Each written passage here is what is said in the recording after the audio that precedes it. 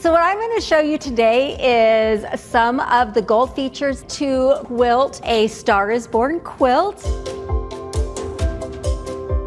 I am going to show you how to make a wonky star quilt and how I use automation with my QCT Pro to get this quilted. We're gonna watch Natalie put together her first quilt block. I'm excited to see how this turns out. Me too. Are we ready to go to Picture Stitcher? Yes, let's do Okay, it. let's show them how it works.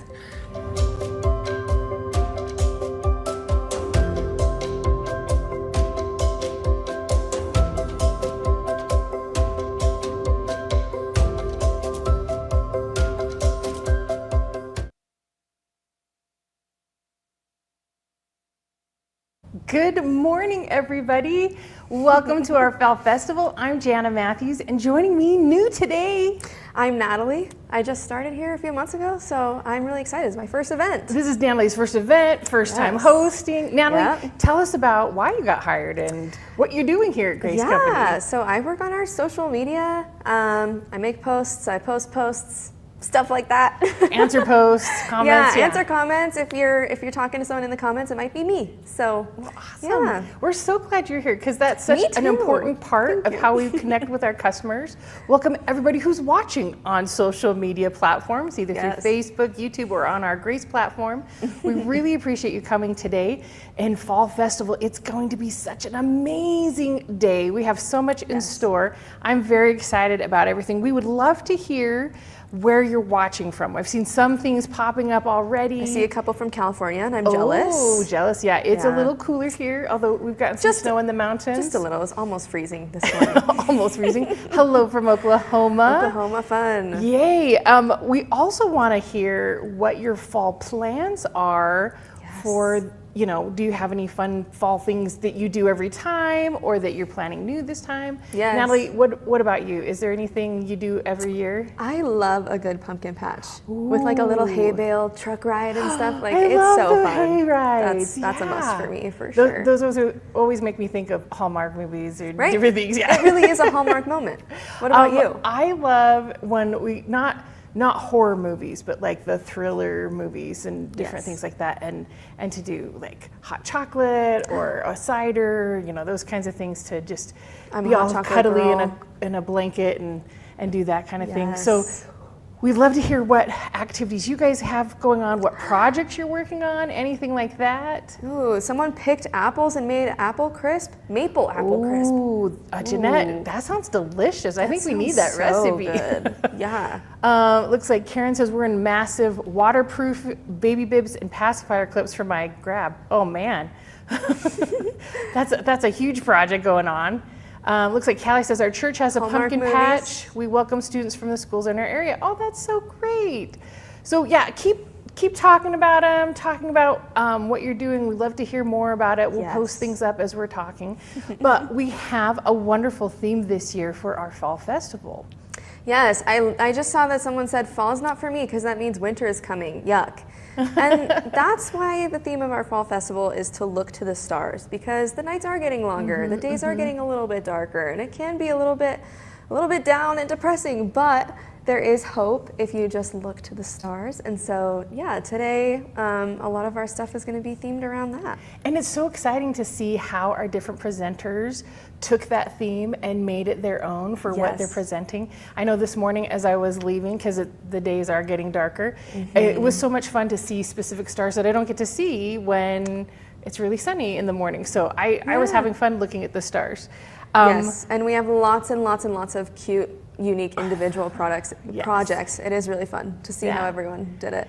It's going to be great today. We're going to talk about that a little bit more in a minute, but first we just definitely want to make sure you know about scammers. They keep coming. They're not going away, unfortunately.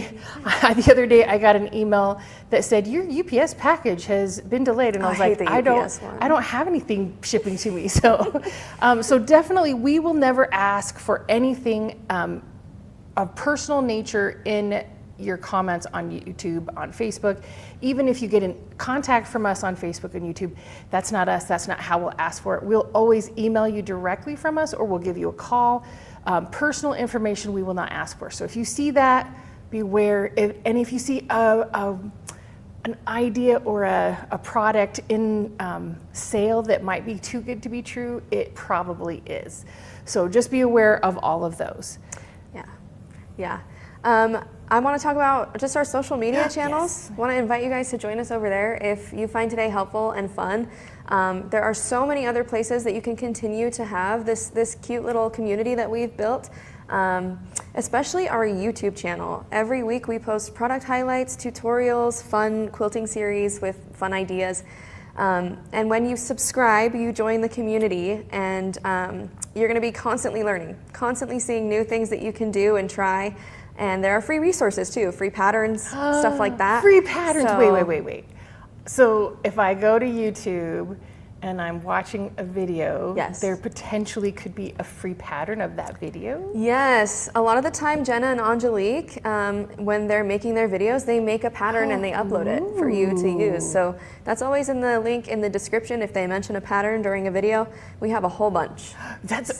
That's my favorite part. They're all so cute. Yeah. Oh, that's so fantastic. So definitely you have to subscribe. Yep. Or can you do it if you haven't subscribed? We want you to subscribe. Yeah. Subscribe, because then if you hit the bell and you're subscribed, you're gonna get notifications about when we have new videos, and that's especially applicable if you have to step away from Fall Festival today for whatever reason, or if you see something that you love so much that you want to share with somebody who isn't here. We're gonna be uploading all of our Fall Festival segments to YouTube every Monday for the next month. You won't be notified if you don't click that bell. So click the bell, subscribe, and you have to Yes. subscribe to click the bell, right? So that helps your notification. Yep, exactly. Okay, So we'd love to see you over there. So every Monday, if you're only here for a little bit for any of those different things. No stress. We'll No be over stress. there. Yeah. So you had mentioned about community, and that's another thing we want to remind you about is our Quilters Playground community. This is every other Wednesday for Quilters Playground. You can join it. It's online. And you watch it through Zoom, you get a link through Zoom. So go to graceframe.com and then go to the education section. This is headed up by Carla and our other educators. It's so wonderful. I get to participate with it, but they teach fantastic tips, not only about our machines or our automation, but they also teach about like tension. We did a quilting whole in general. Quilting in general. We did a whole ruler segment. Now you can still watch those segments on YouTube later, but being a part of the community, you get reminded about it, what's happening for the next months coming up. And then also it starts at 5, but if you come at 4:30, then you get to like come in a little chat room and talk about all the things that you're wanting to show off. Like, did you get a chance to use a specific pattern that Carla had you do, or what are you working on next, or do you have any questions? Come in, give us pictures. People will be proud of you. Yeah, yes, it's fun. It's such a great community. So definitely pay attention and participate in that. We do usually wait until the end to do this, but we want to talk about our giveaway item and do it in the middle of our little segment here, if you're okay with that, Natalie. Yeah, okay. yeah, that works. So we're giving away this morning the Cutie Breeze tabletop frame. So if you're not familiar with this, the Cutie Breeze sits on any flat surface, and it has the ability to have either your own machine or the 16X, the Little Rebel, the 19X or X Elite, and the 16X Elite. So that you can have a long arm experience either with your domestic or with the mid arms, but you don't have to have a big system. And yeah, I live in an apartment and I have a Cutie, and it's awesome. We have a really weirdly shaped room that like just the Cutie fits perfectly in there. Right, So, and it's so great because you can do king size quilts on it even though you have that small surface. You don't have to have the 10, 12 yeah, it's all about size fabric Elite frames, management. yeah. You can tackle big projects, yeah. And you can do it with your domestic. So we're giving that away. We're gonna do, I don't know if you know this, Natalie, but we do drum rolls. So we're gonna do a drum roll for the winner of the Cutie Breeze for this segment. Are you ready for I'm us? ready. Okay.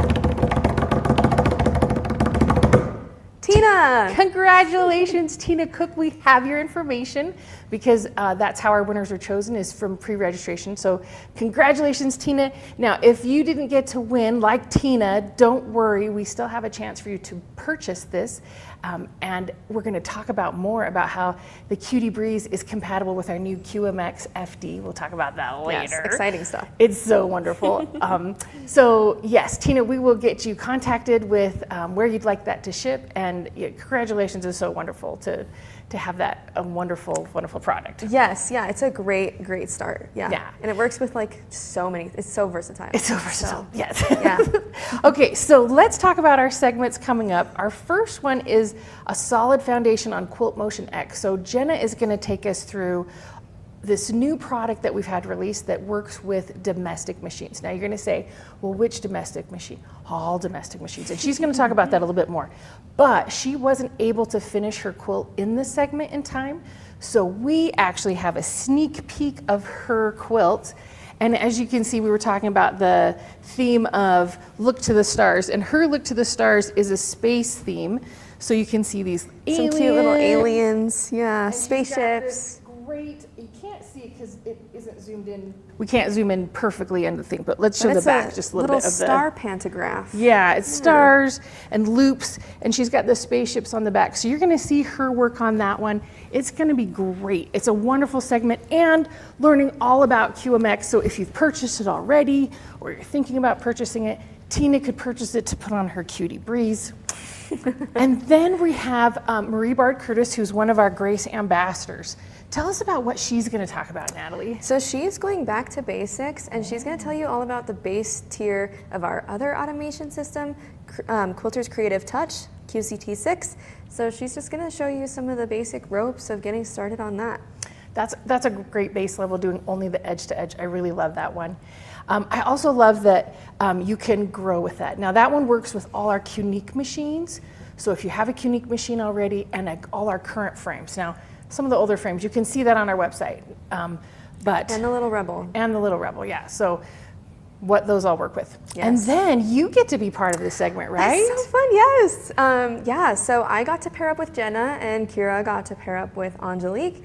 And they kind of took us through, we're kind of beginners. We haven't really done a bunch of quilting before, so they took us through our new design store, and especially our picture stitcher, which is so cute, so fun. It's had such a good time. We were just at Houston, and I got to show off the QMX and talk about the design store and picture stitcher. So I'm interested in what everybody is going to be most, for just this first morning segment. What are you most interested in seeing? Are you here for the QCT6 automation? Right. Are you here for the QMX FD? Which, when people say, you guys say a lot of acronyms. So we're gonna say, so QMX FD is QuiltMotion X Foundation for Domestic. So that you can remember QuiltMotion, right? Yep. And then QCT, like Natalie was saying before, is Quilter's Creative Touch 6. And so that's for the Qnique and Little Rebel. And then the QMX is for domestics, but the Little Rebel kind of is still a domestic, and so that works with it. But that's what the Little Rebel is for. Right, the back and forth. Yeah. And that's the nice thing about that QMX is you can use it for all the domestics. So since the Little Rebel works with that, but it only works on the Cutie Breeze. So if you have an original Cutie, it won't work on that. So, oh yeah, we're popping up all the things that people are so excited to watch. Yes, someone and said see. demos. Oh which yeah, I all agree. just the demos. Yeah. Always so nice to see something in action and see how it would actually be to use it. Oh yeah, which Antoinette, is why, QMX, yeah. Yeah, which is why we're excited for the QMX demos.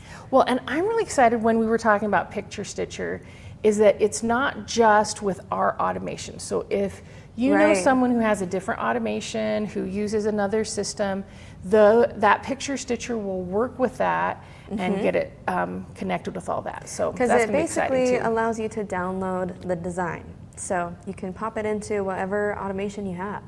Oh, that's so Which great. is very exciting. It's going to be so fun. I also want to remind everybody that any specials that you see going on, that you can get them through our dealers. So all our dealers throughout the country, they have the ability to get these same discounts, to get these same products. Someone asked me one time, well, why would you use dealers? Why wouldn't you just sell direct to everybody? Well, we're not everywhere all at once. We're not everywhere all at once. Yeah. We're also a small group. So you can call in and try and get an answer from us, or if you need help, well, by having our dealers, then we just have that many more people who love our product and can help you answer questions. But Or also, you could maybe go see it in person too. right, So you can don't have to actually come all the way. know what you're getting. Yeah, to touch and feel. So Yes. definitely reach out for all those things. Okay. One more reminder, subscribe and hit the bell on Yes. YouTube so that you can see these segments coming out every Monday for the next month, just in case you missed something or if you want to share something. Yeah, so have a great day. We're so excited to be here with you today. I mean, Natalie, your first fall festival, and you get to be hosting pumped, and yes. be in a segment. It's going to be It's so so wonderful. exciting. So thanks everybody for joining us. We'll see you in just a little while.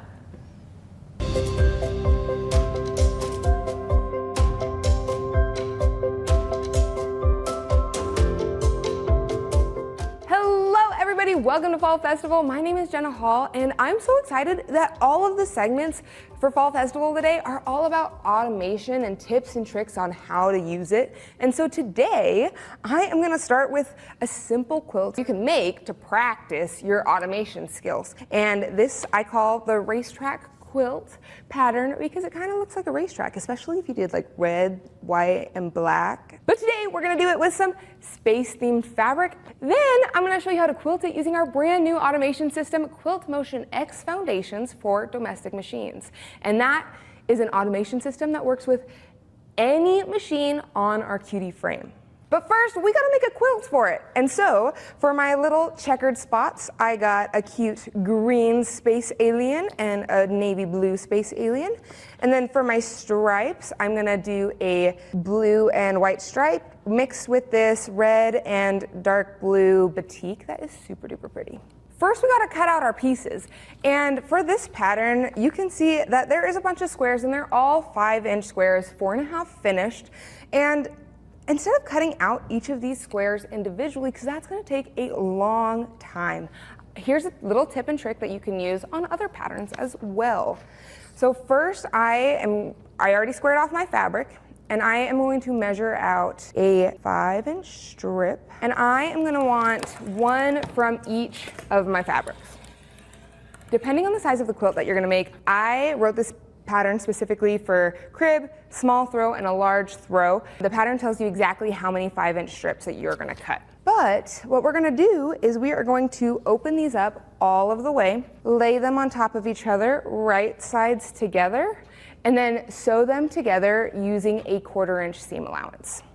We've got our two pieces sewn together, and when you press them, I usually press towards the dark side, but whatever fabric you decide to press towards, make sure it stays consistent throughout this whole project. That way it will be easier to nest your seams later. And here is another little tip and trick for when you are cutting. We're gonna cut these down into 5-inch strips, but this is just one piece, and for a whole quilt, this is just gonna take forever. So I love stacking my pieces. So with this piece, I'm gonna stack it right on top of this other piece of fabric. And then right here where I pressed my fabric this way, there's a little bump just because there is more fabric underneath that. And then right here, I have my seam going the opposite direction, so I can kind of nest my seams in this a little bit. And before I do any cutting, I just like to make sure to run my finger over this just to make sure those seams are nested. There's no intense gapping, and then we can go ahead and cut. And when cutting these, I like to line up just a random line on my ruler with the seam line so that I know that everything is straight. Perfect. And then I can go ahead and cut my 5-inch strips.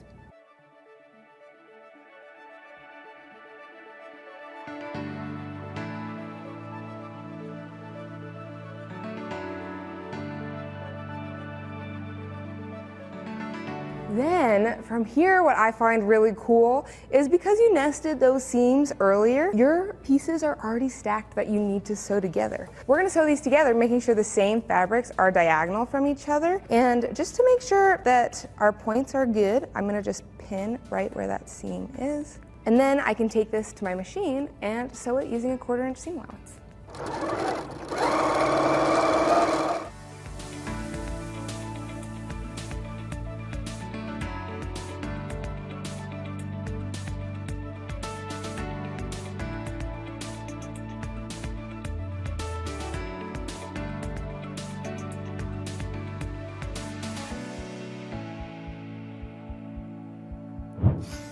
Then you can press your seams whatever way you like. I like to press mine open. And for this quilt, it really doesn't matter which way you press this seam, just because it's gonna be sewn onto one straight piece of fabric, so it doesn't really matter. And I'm just using some starch because I find that helps me get flatter seams.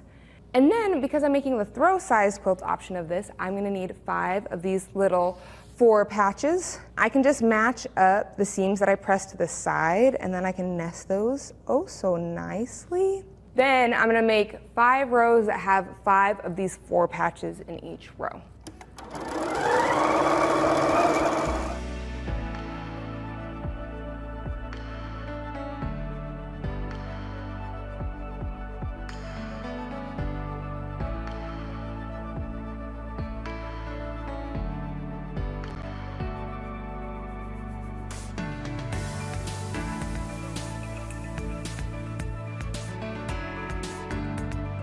For all of the row pieces, I like to press everything open. You can kind of see how on the back, all our seams look nice and even. The middle ones are pressed opposite directions, and then these guys are all pressed open. Once you've got your 5 rows made, we've got to make the sashing, because the sashing is just so fun and adds character. To create the sashing, we're gonna take 2 of what I call C fabric pieces, and in the pattern I call them fabric C, and I call this guy fabric D. And we're gonna sew these 2 pieces to either side of our fabric D to create our sashing. And each of these are 1.5 inches long. And then depending on the size quilts you're gonna make, your sashing pieces may need to be longer than the width of fabric. And I know for a throw size quilt, they definitely need to be longer. And there's 2 ways that you can piece these together. My preferred method is I will sew all of my C strips together, kind of like you would binding, where you layer your pieces perpendicularly, you sew diagonally, and then boom, you have your long piece. Then, because fabric C needs to be put on either side of fabric D, I'll fold my giant long strip of fabric C in half, cut it down the middle, and then I'll do the same thing with fabric D, where I'll just sew all these together, and they don't need to be cut in half because there's only one. Then I can go ahead and sew them on either side in a long strip. Then when I go to add it to my rows, I just cut however long I need. Or what you could do is you could sew these 3 pieces together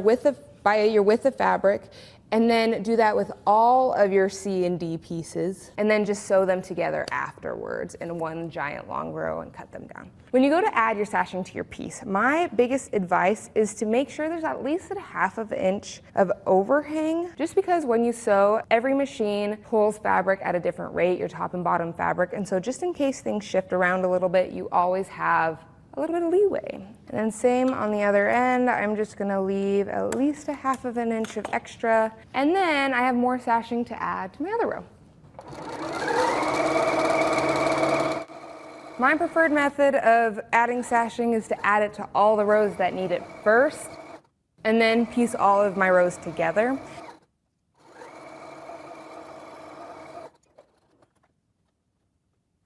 And then when I press my sashing, I just like to press it towards the fabric C, just because there are some seams, but there aren't a lot of seams in there. Then I don't cut off the extra until the very end, and I'll show you why in a little bit.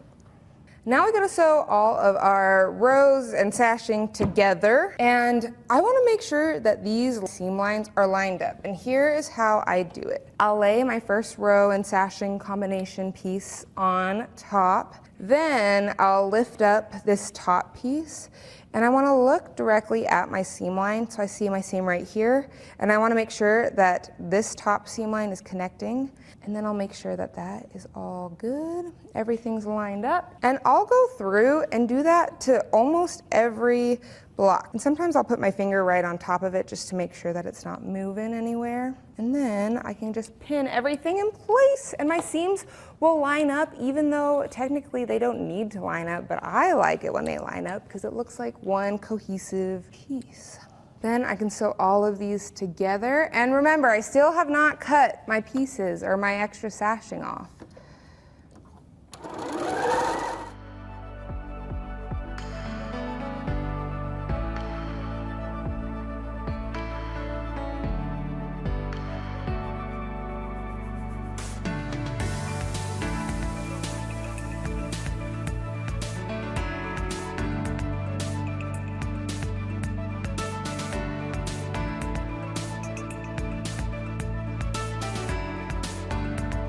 Then I can just go through again and press everything to fabric C.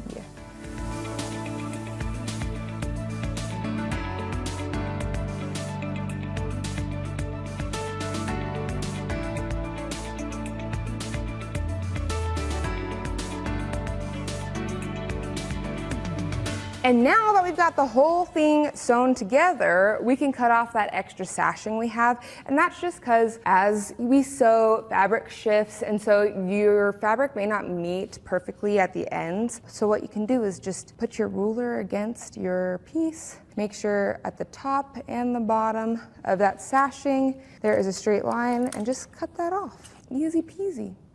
And if you did a really good job keeping everything straight, you can cut off 2 at once.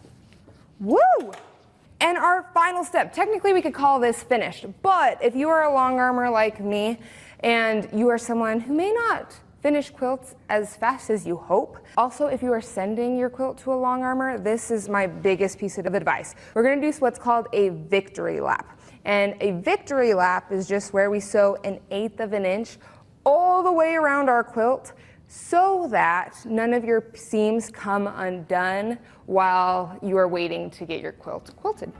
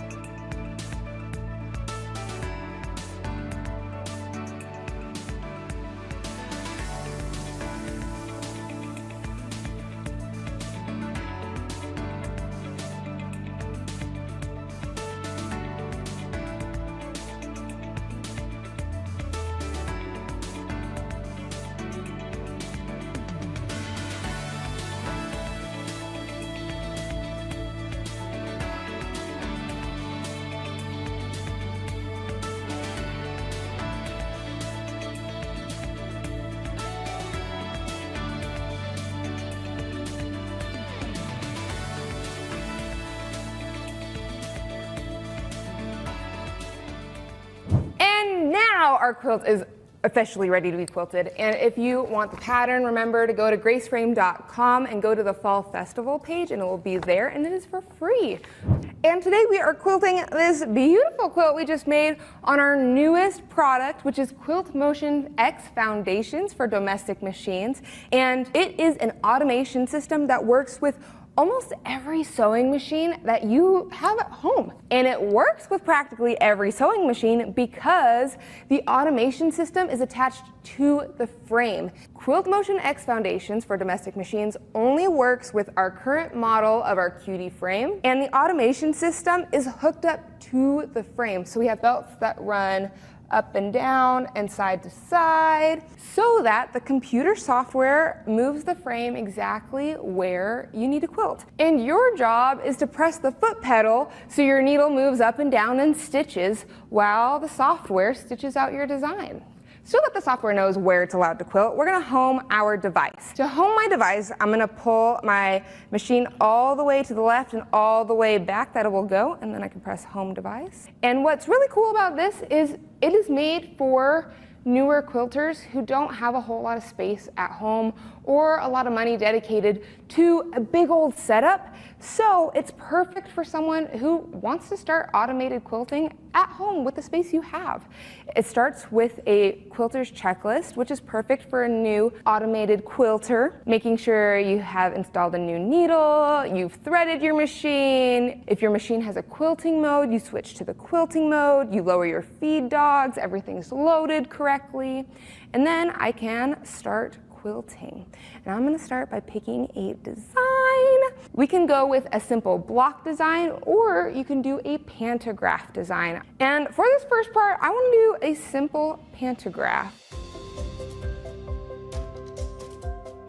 and I'm gonna go to the design library. There are 10 designs that come with the system, and then you get 20 credits that goes to our new design store where you can purchase a design to add to your machine. What's really cool is from the software, you can automatically go onto the design store, shop your design, and then once you purchase it, it will automatically end up in your design library. I've chosen a star swirly pantograph, and then I can go ahead and pick my design height. My throat space, I know, is 8 inches total, and with the frame, it takes a couple inches away, so I probably don't want to go more than 5 inches, and I'm going to keep it at a 4-inch pantograph.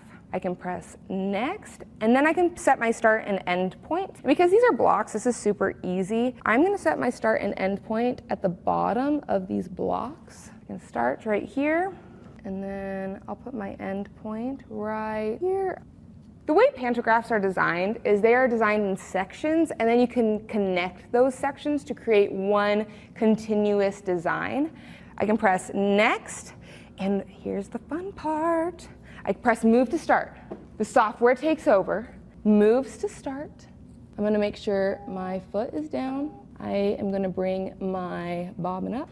My bobbin is up, I'm ready to go. I'm holding the foot. You can technically put it on the ground, but for me, this foot pedal is not, or like the cord for the foot pedal is not long enough. So I'm just gonna sit and hold it, and it will all work out in the end. I am gonna set my machine to a speed that I like, and I always start in the middle somewhere and then move it up or down depending on how fast the design is stitching out. But I pressed move to start, I'm gonna press next, and now it can go ahead and sew for me. Once I press start countdown, 3, 2, 1. When it hits 1, I'm gonna start pressing the foot pedal.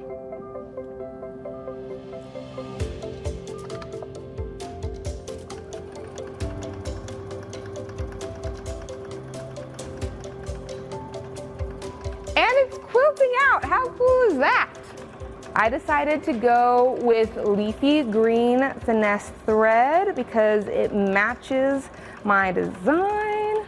And as this was quilting out, I'm noticing that I want my stitches to be a little bit bigger. They're really close together, and so I'm just gonna slow down how fast my needle is moving. And what's really cool about this is if you don't have a stitch regulator, you're basically your own stitch regulator because I'm pressing down the foot as fast as it will go. So my needle is moving up and down at the same pace. And because we're using automation, the system is moving at the same speed throughout this whole pantograph. So I can just sit here and hold this, and my stitches are pretty much regulated. What I've done in the past too when playing around with QMX FD, if you don't want to sit here and hold this foot pedal the whole time, there's so many ways that you can make it so you don't have to sit and hold it. With another machine, the foot pedal was long enough that it reached the floor, and so I used a weight and put it on top of the foot and just stood around and watched it stitch out so I didn't have to hold it. With this, you do want to watch it because it will tell you when to stop, but your machine, because you're the one controlling your needle's movement, you need to know when you have to stop. But right now, if I wanted to, I could set this down and put something on top of it, and I think it would be fine. Ooh, these stitches are looking so good. I like this pantograph. The stars and swirls are fun. Let me tell you some fun things about QMX FD. You can do block designs, and so if I wanted to put a little astronaut or alien in my little block and do them different sizes, I could. How cute would that be? And if you're like, Jenna, what do I do at the end? Well, when this gets to the end of this row, I'll show you. There is an option to do straight lines, which is really cool. So if you want to do some perfect straight lines, you can. And what I think is really cool is it's so easy to disengage the belts. So if you want to hop from using automation to doing free motion, it is so fast, it takes less than 10 seconds.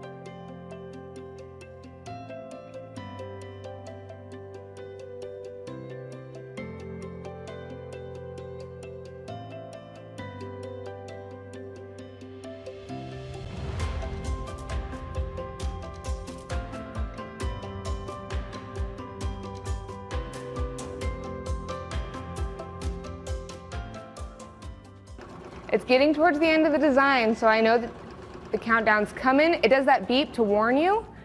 And then when the machine stops, you stop. Perfect! Oh my goodness, these stitches look so good. Yay. Now I'm gonna go ahead and cut my thread. And now I've just gotta move my quilt. When you go to roll this up in the menu section, there's something called Quilt Roll Up, where you select the top left, and then you go and select your bottom right. And that just tells you what the new area is, because as you roll up your quilt, you are gonna lose a little bit of space. So I'll take all of my guys off. Now that my quilt has been moved, I can set my new start and end point.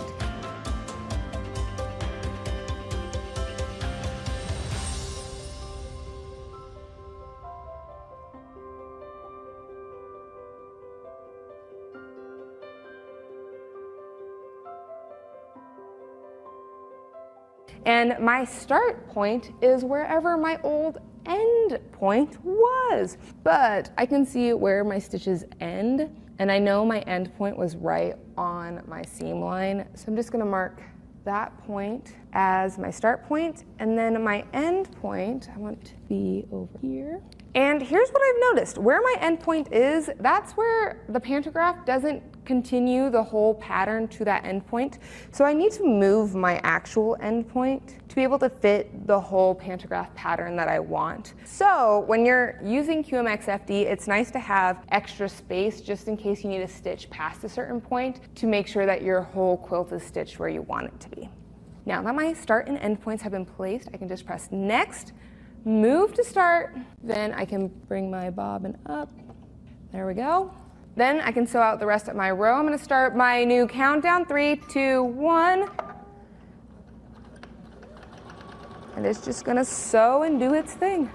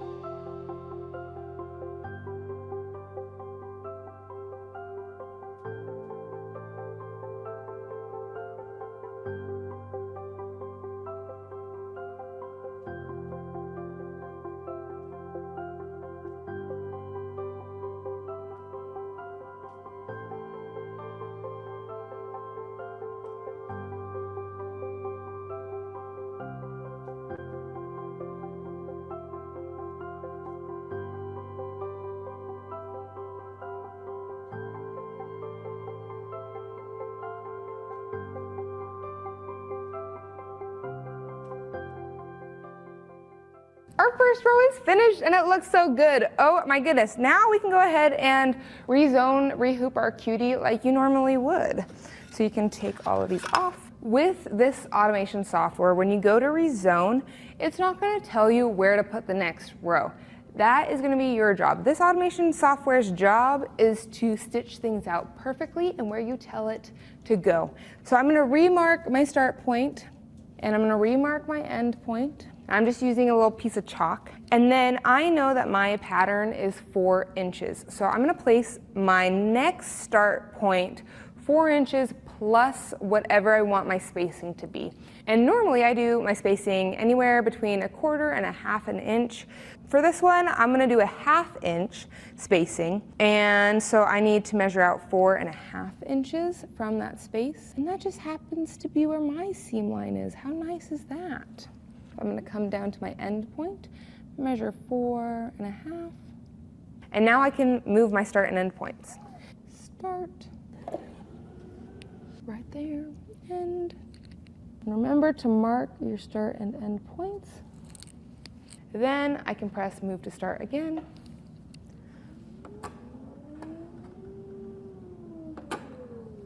Perfect. And I'm just gonna repeat this whole process over again. I'm gonna press start the countdown. Once it gets to the right spot, boom, it's gonna start sewing for me. And I'm gonna do this basically for the entire quilt.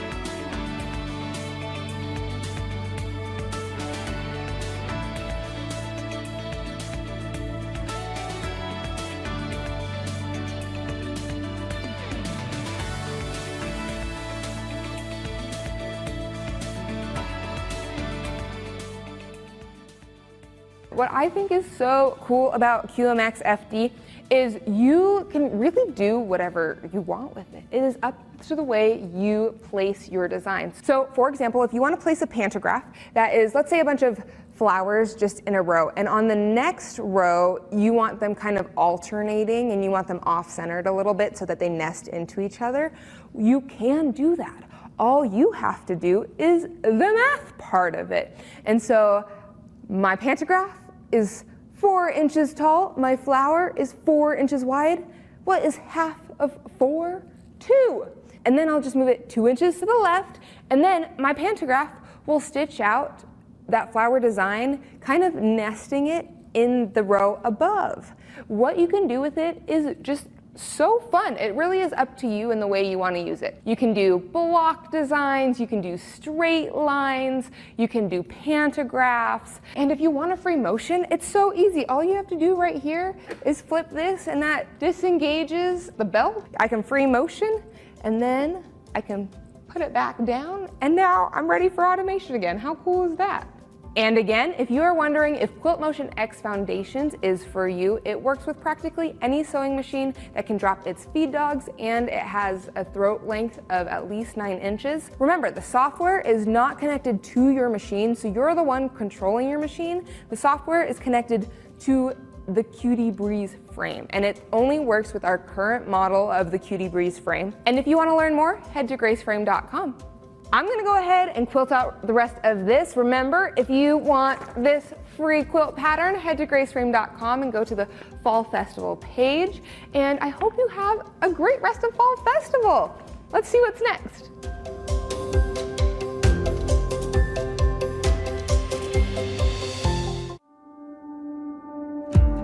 A new era of quilting has arrived, and it starts right at home.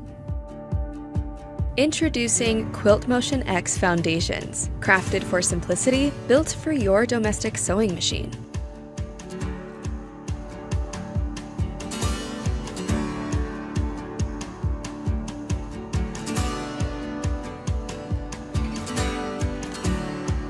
Experience perfect consistency. No guesswork, no stress. Just flawless stitching every time.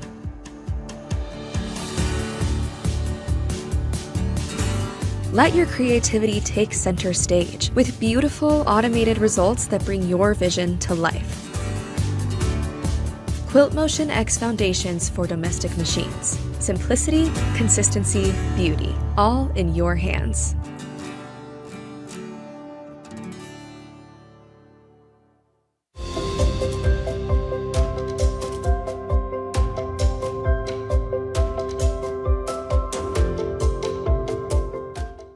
Hey everybody, I'm Marie Bard Curtis of the Quilted Poodle. I'm a Grace Ambassador, educator, and the lead instructor with the Quilted Poodle Academy. Have you ever been away from your quilting for 2-3 weeks, maybe 2 or 3 months, and you want to get back to it? You have a quilt you want to finish quickly, and you can't quite remember the steps and how to do that. In today's video, I'm going to show you how to easily use the lowest tier of the software, QCT6 Edge to Edge, and get right back in with your quilting with confidence. At the end of this video, I'll make available to you a short outline, which is a step-by-step procedure how to get started with your quilting. I have used my channel locks to stitch a horizontal plumb line. I'm just going to put my quilt up against that plumb line and then stitch it down. And I'm going to pull my bobbin. So I'll needle down, needle up, and then there's my bobbin thread. So I can just pull that up. There's the bobbin thread, here's my top thread, and I'll hang on to both of them, and then I'll begin stitching.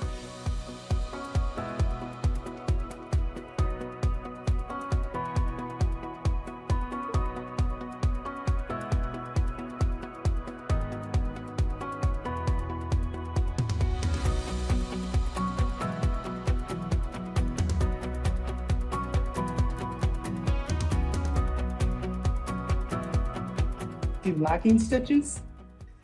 All right, pull back, and then I'm going to pull up my bobbin thread. I'm going to needle down in the area where I stopped stitching, needle down, needle up, and there's my triangle, and I will hang on to all of those threads and cut close to my quilt. All right, after you have tacked down your quilt, the next thing to do is to open the software and to begin quilting.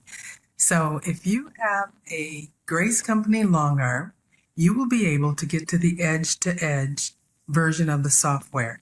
I'm going to tap Try Other Product Tiers, and I'm going to choose QCT6. All right, and my screen has changed to show edge-to-edge. I'll tap there. I've turned off all the tutorials, and I'm just going to tap Next. The next thing we have to do is set our safe area. So top left, I'm going to go past the left side of my quilt and up above the top of my quilt. Then I'm going to go to the bottom right. Again, I will go off the right side of my quilt and pull all the way forward and tap bottom right. We're going to select our design. I'm going to use a pattern called Blast Off. I'll double tap and it opens. So there's my pattern. Tap Next. I'm going to set my design at 7. So I'll just click in here where it has 4, tap there, and I can put in the number 7. I'll say OK. So the height of my pattern has been set to 7. Tap Next. Then I want to determine the spacing between the rows of my design. I want to move these closer together, so I know I need a negative number. I'll tap here, and let's choose 1. And then to make it a minus number, just tap the plus minus there and say OK. So it's moved my pattern a little bit closer together. Tap Next.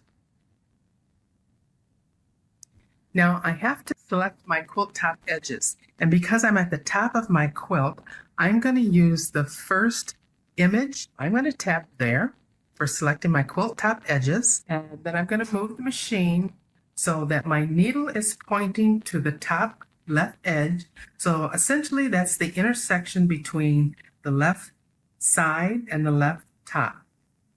I'll tap my placement node, and then I will just pull my machine forward and tap the next placement node. I'll then move over to the right side and do the same thing. I'm looking for the intersection of the right top and side, and I will mark that. And notice I got a little warning sign, so I'm going to say okay to that. And essentially it's telling me it's up a little too high, so I'll bring it down a little. Now it goes green. So if that ever happens to you, all you need to do is move your machine down a little bit. Now I'm going to pull forward, tap my next gray node, and it will turn green to indicate that the placement has been set. Tap next. You can see my pattern as it's displayed on the screen. The software attempts to take out any extra space that's along the top. So now what I want to do is to mark my left placement. So I'm going to move closer to the left, and then I'm going to allow the software to control my machine and move left.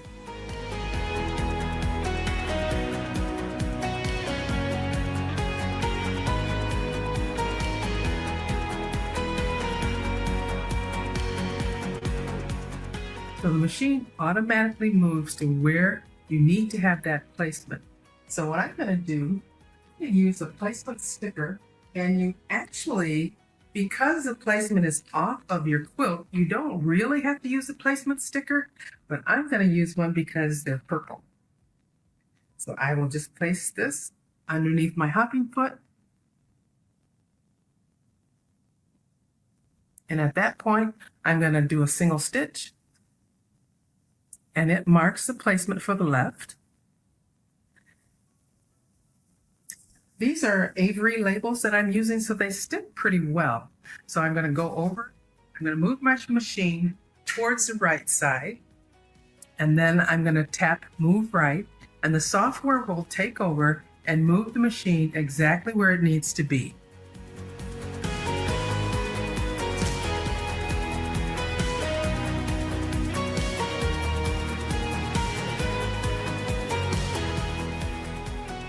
And again, I'm going to put a placement sticker underneath my hopping foot.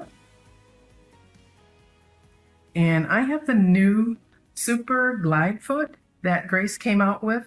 I really like it. I like the way it's curved up the side, but it also has registration marks, a horizontal and vertical, right here where you can see it. And if you need to line something up, it's nice to have those registration marks there. So, and then your foot is clear as opposed to the spoon foot I was using, which was sort of opaque. But this one allows you to see everything you need to, especially if you're doing a repair pattern. So I'm going to touch single stitch. All right, and I have placed my pattern. Now I'm going to tap next.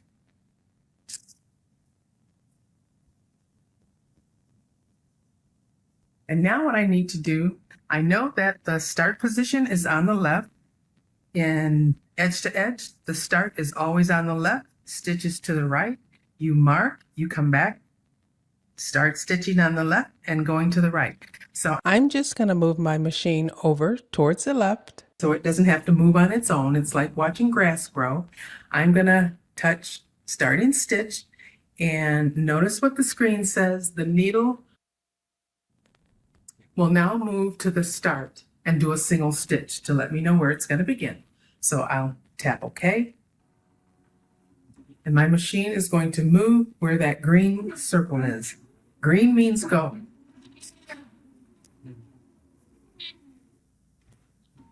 Okay, and it did a single stitch. And that lets me know where the starting point is, but more importantly, it allows me to pull up my bobbin thread. So holding on to my top thread, if I pull away, I can pull up my bobbin thread. So there it is right there. So I will have both my bobbin thread and my top thread in my hand when I begin stitching. So I'm going to tap next. We're now in the quilting interface screen, and this is where we can begin stitching our quilt. Something you want to pay attention to is your settings. And you might want to check that before you start, so you can determine how many stitches per inch you want to have and how many tie-off stitches.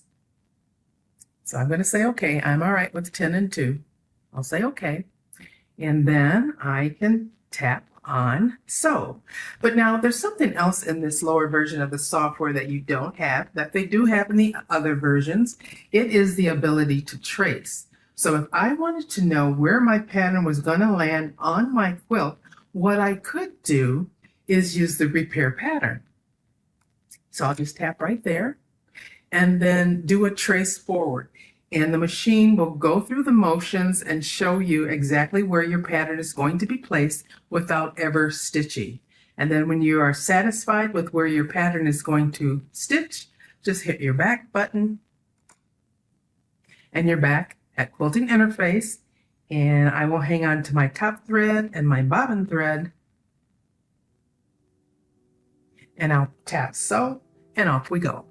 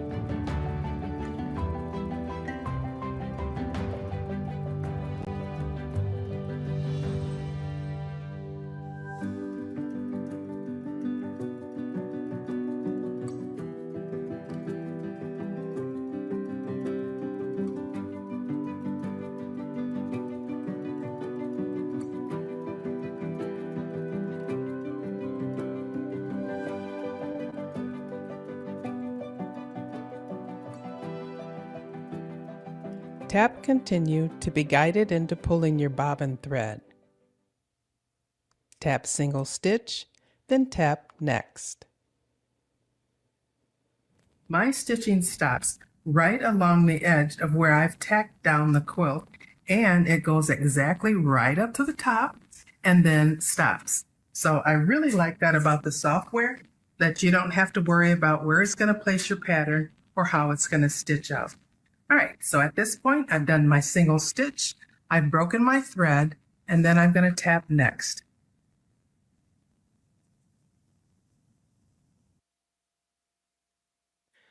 The machine will move automatically to where you need to mark for your next row. This is your right side placement. And again, because the stitching is off, or the placement is off your quilt, you can just mark right into your batting, or you can use a sticker. I have colored stickers, and I like to change up on my colors, and it just makes me happy. So I'm going to use a sticker. I'll just slide that under my hopping foot and single stitch. And the machine has been released again.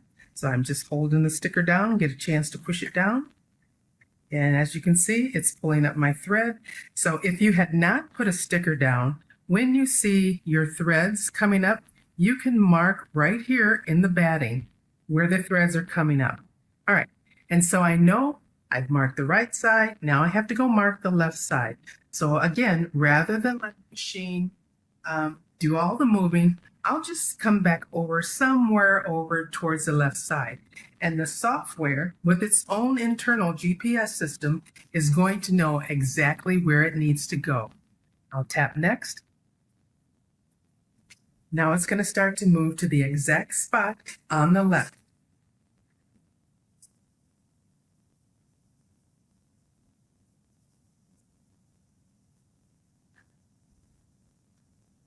I'm going to put another sticker underneath my hopping foot. Okay. And I'll tap single stitch, and it releases the machine again. So I'm going to say next. Oops, I tapped too many times. All right. When I tap next, it takes me to the screen to place the edge-to-edge design.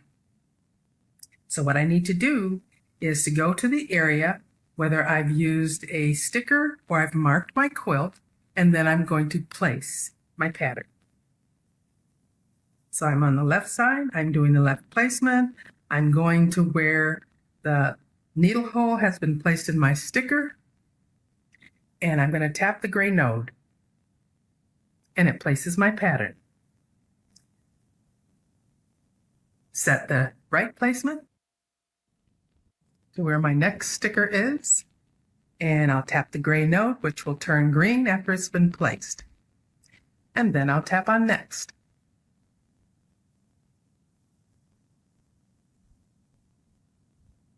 Okay. I'm going to hit starting stitch, and the machine is going to move.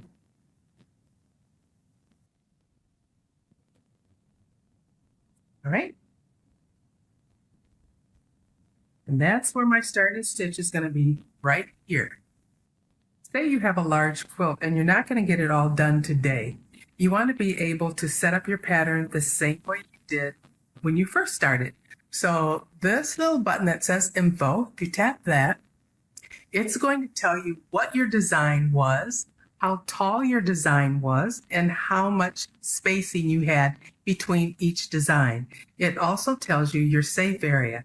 So what you might want to do is take a picture of that or write it down so that when you come back on the next day, you will be able to start up. There is no save in the edge-to-edge version, but you can easily get back to where you started with the same pattern and the same size.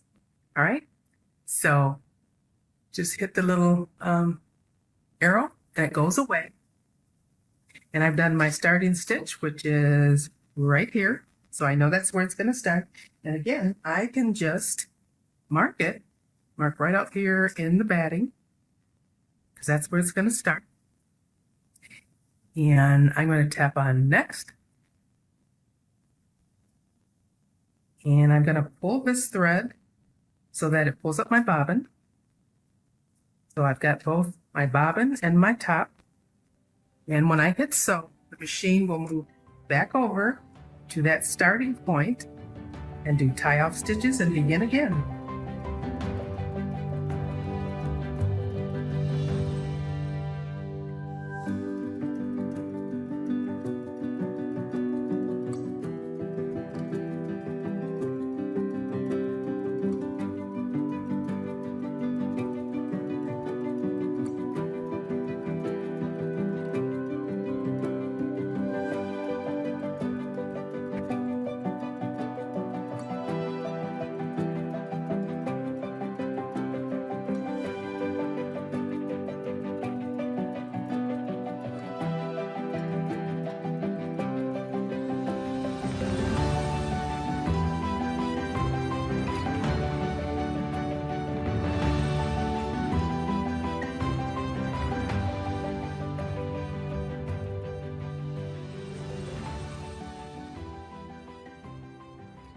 I'm going to tap continue.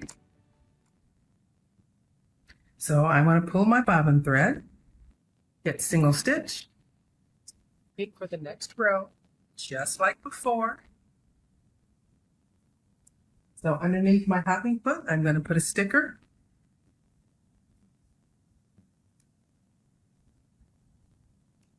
Single stitch.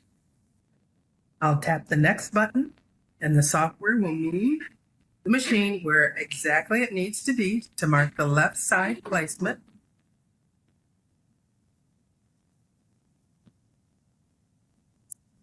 I'll put the sticker underneath my hopping foot, single stitch,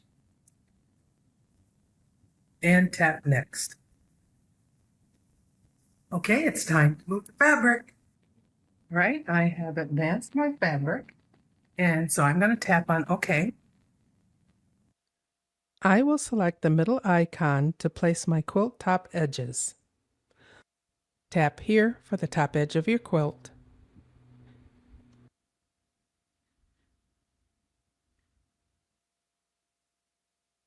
And I'll move forward. And I'm going to set the quilt top edge on the right.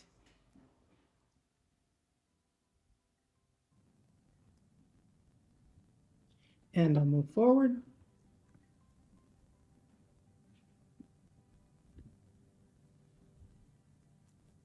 Tap next. Set the left placement. I'm going to move the needle over the left placement mark hole and tap the gray node.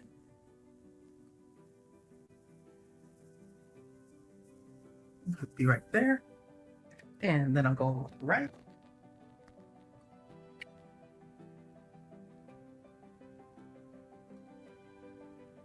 And tap right there. Tap next. Tap single stitch to pull the bobbin and begin stitching your next row.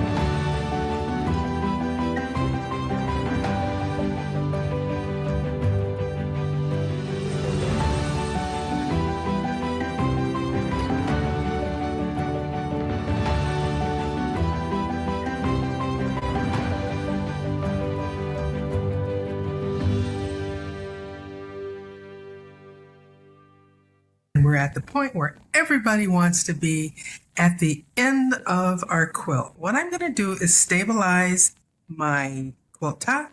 I'll stitch down the side, across the bottom, and over to the other side. I'll say okay to this. And now we are actually at the bottom of the quilt. So the icon that I will tap looks like the bottom of the quilt. And then I'm going to go up to my placement node. Begin setting my quilt top edges. I'm hovering over my sticker. I'm going to tap there. It turns green. And I will travel down to the edge of my quilt, maybe just a hair beyond, and tap that node. Then I'll go over to the right side. Then I'll move down the right edge of the quilt and tap the node. Then I'll hit next. Time to place the pattern. I'll move the machine over the left sticker and tap the gray placement node, which turns green to confirm pattern placement. I'll then move over to the right side to the right sticker and tap the gray placement node, which will also turn green to confirm the right placement. And next.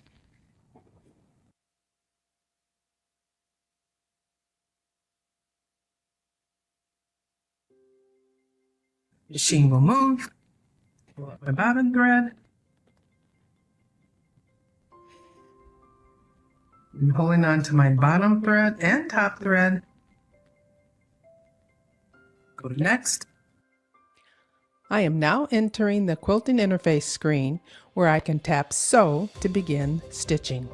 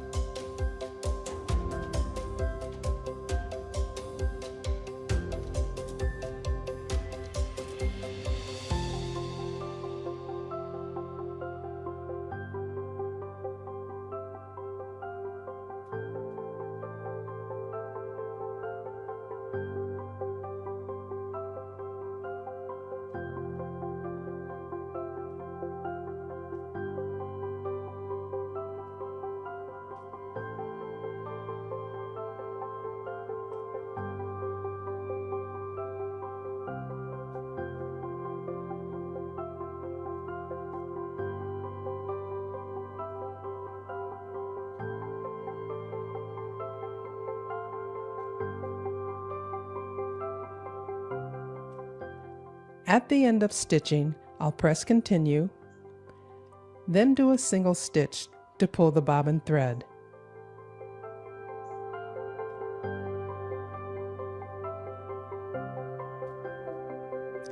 Tap next.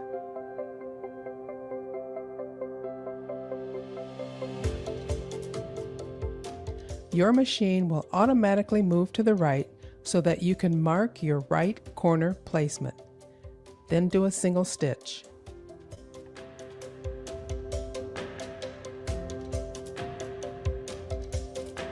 Tap next.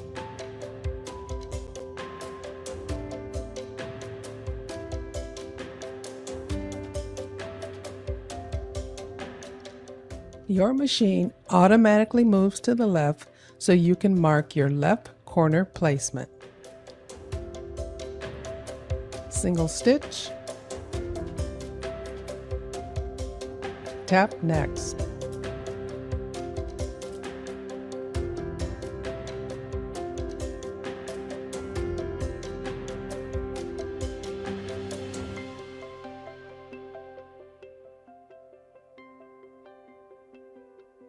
Time to place the pattern. I'll move the machine over the left sticker and tap the gray placement node, which turns green to confirm pattern placement. I'll then move over to the right side to the right sticker and tap the gray placement node, which will also turn green to confirm the right placement.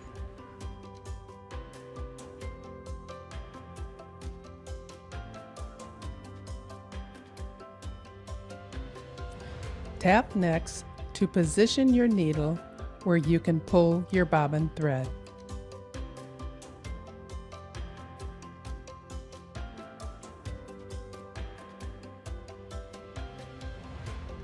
Tap starting stitch to pull your bobbin thread.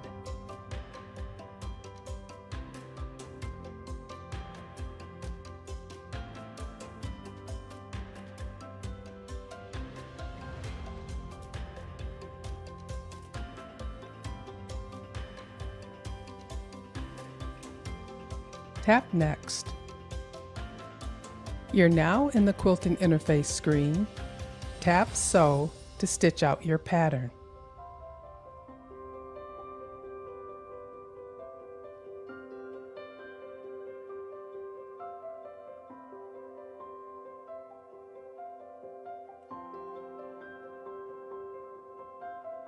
A perfect finish at the end of the quilt. I will hit continue.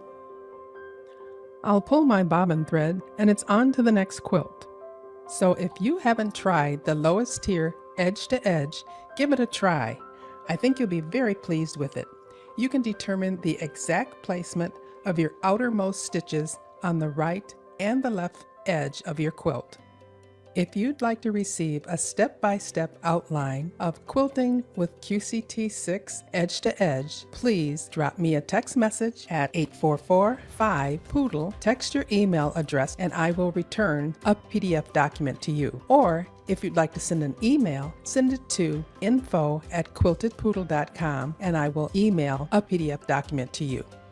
If you'd like to be placed on a list to be notified of online courses or on-demand courses that will be available by the Quilted Poodle Academy, please let me know in the text message or the email. Thanks for watching. God bless.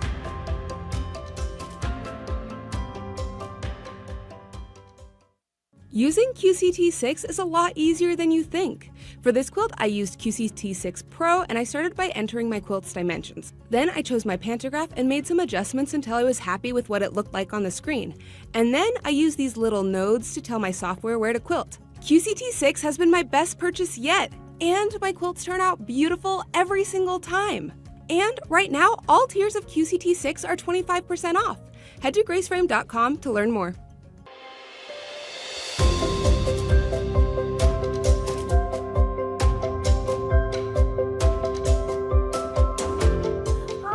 I'm Angelique and this is Kira. Kira is new at Grace Company and she decided that she'd like to make a quilted tote bag, but she's never quilted anything before, right? That is correct.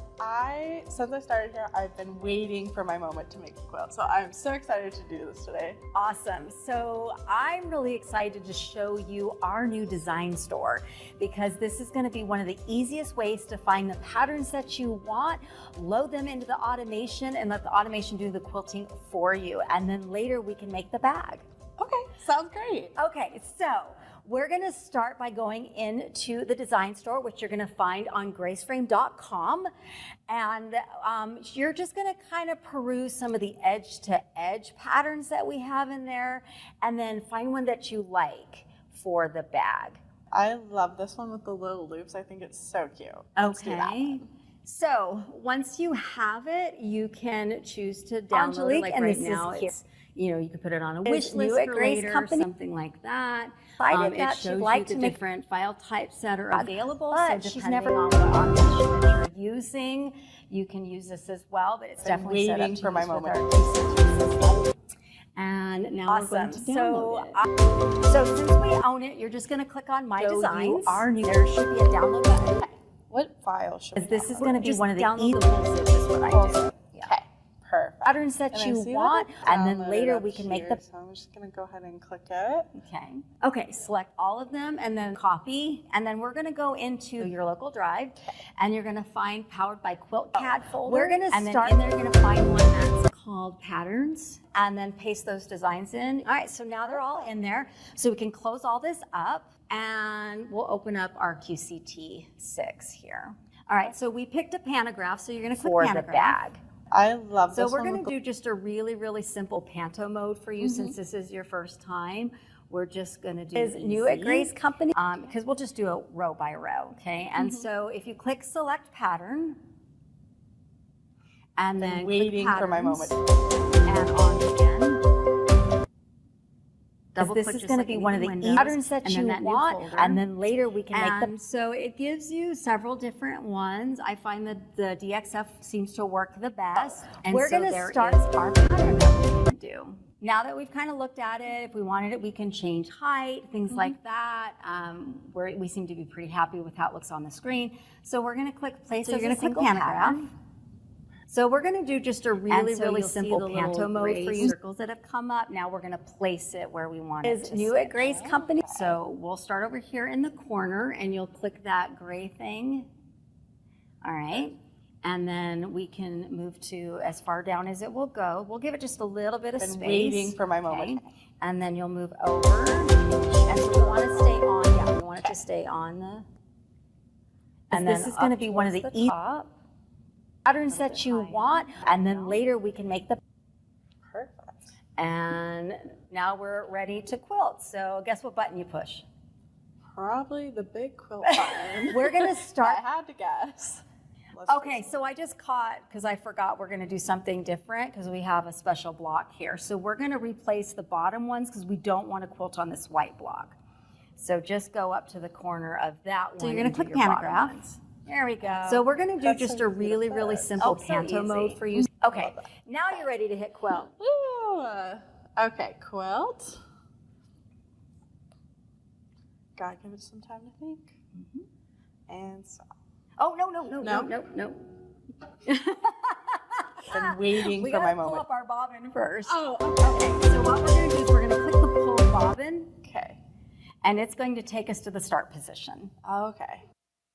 If we tell it to sew, we're gonna get a chunk Probably of the big thread in quilt there, button. and we're not gonna If I like had to that. And then we guess. have something to pick out. Okay, so to do this, it's going to do a little stitch for you, and then it's gonna move the machine again. So you grab a hold of your thread here, and we have a pull, special block and here. your So we're bottom gonna thread's gonna replace come the out. bottom You're ones just because gonna we pull don't that. want to quilt on this And white now you're block. gonna hold So this, just go up to both of the them corner together, of and that. just Gently pull after you hit the sew one into your bottom because you're ones. gonna feel There we go. as the machine That's so moves, you're easy to just pulling that fix. oh so bobbin, easy. So so it's staying nice and Okay. taut, so it gets ready to sew. All Gotta give it some time to think. It's thinking. Okay.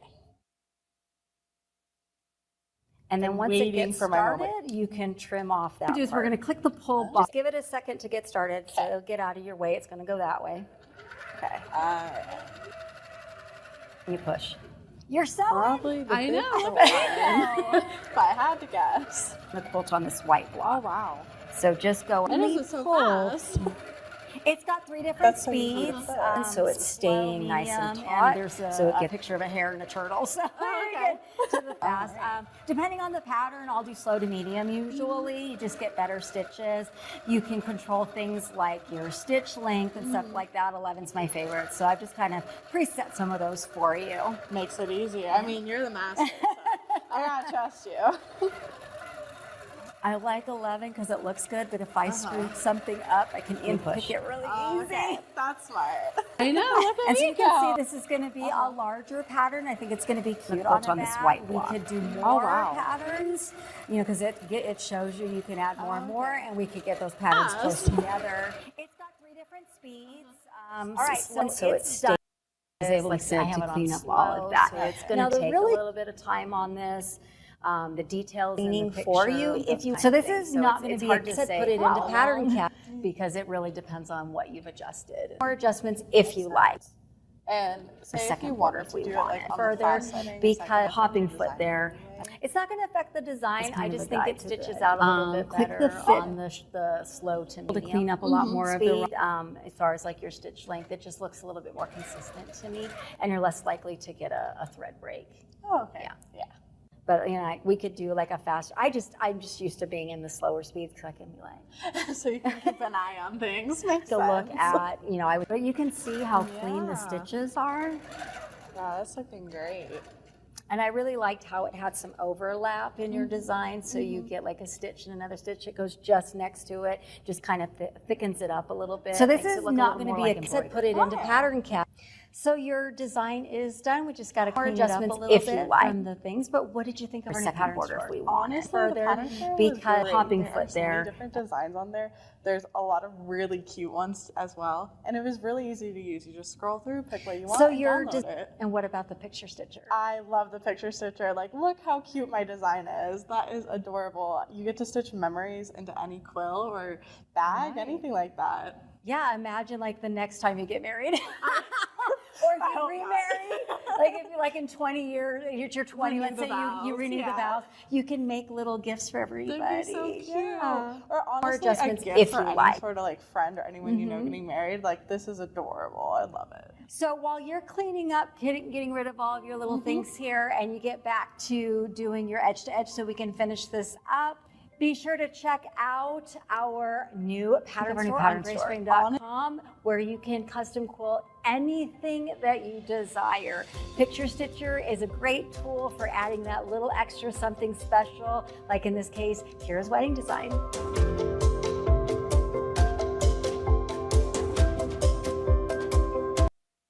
Second border if we want it. You just kind of gently pull that up. Do like a fast.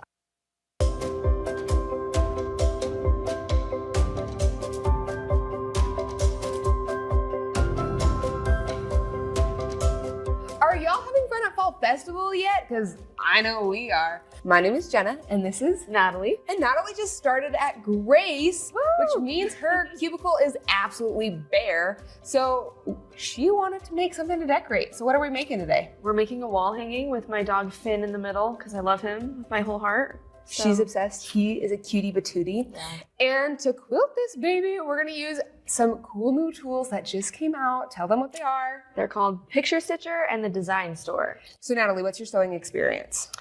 My grandma is a seamstress, and I took CTE classes in high school, and that's about it. Perfect. So is this your first quilt? Yes, never Technically? have quilted before. Yep. Ooh, okay. So that's exciting. So this will be really fun. Let's take a look at how you made this quilt block a little bit earlier. And while we do that, tell me about Finn. So Finn is 2.5 years old, and I got him when he was 5 months from the puppy store, and he was just front and center. He's a cute little thing, so excited to see people, and I kind of was hooked immediately. He's a mini Bernedoodle. So he only weighs about 30 pounds. He's a 50-50 mix, so he's got the perfect amount of poodle, anxiety, and intelligence, and Bernese mountain dog goofiness and stubbornness.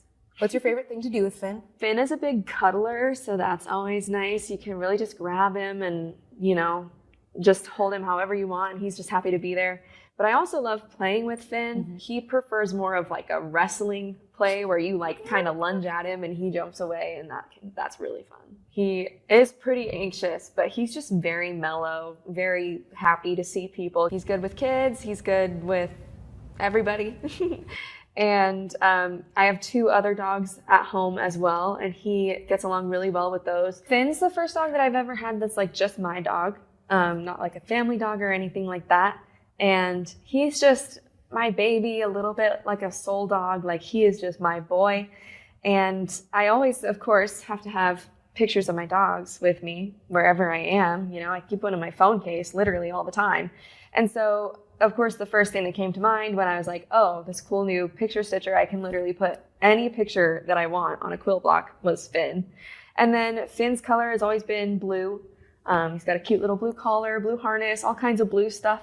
So I just put some cute little blues on this block that I liked together, and that's kind of the why behind why it's Finn on this quilt block specifically. So I'm excited to see how this turns out. Me too. Are we ready to go to Picture Stitcher? Yes. Okay, let's show them how it works. It's already on the tablet, so you just have to click Browse File, and then I just put it as dog.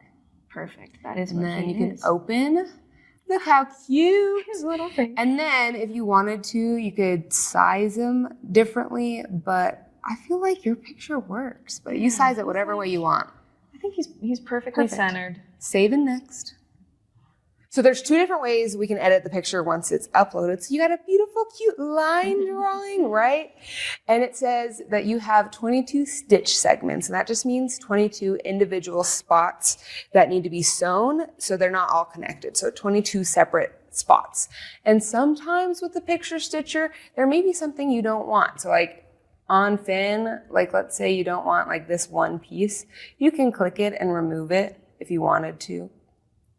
I want it back. There you go.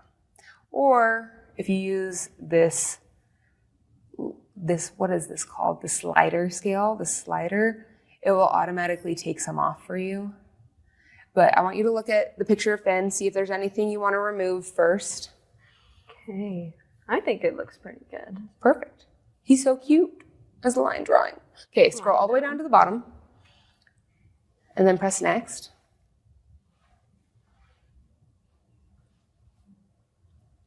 Then the second way we're going to edit it is we can merge different segments so that instead of having 22 separate breaks in the pattern, it can be maybe 5 or 10 or something else. So I want you to move the sliding scale just like wherever you feel, press apply, and then we'll see what it does to the pattern. Okay. Let's just go halfway. Okay, then press apply.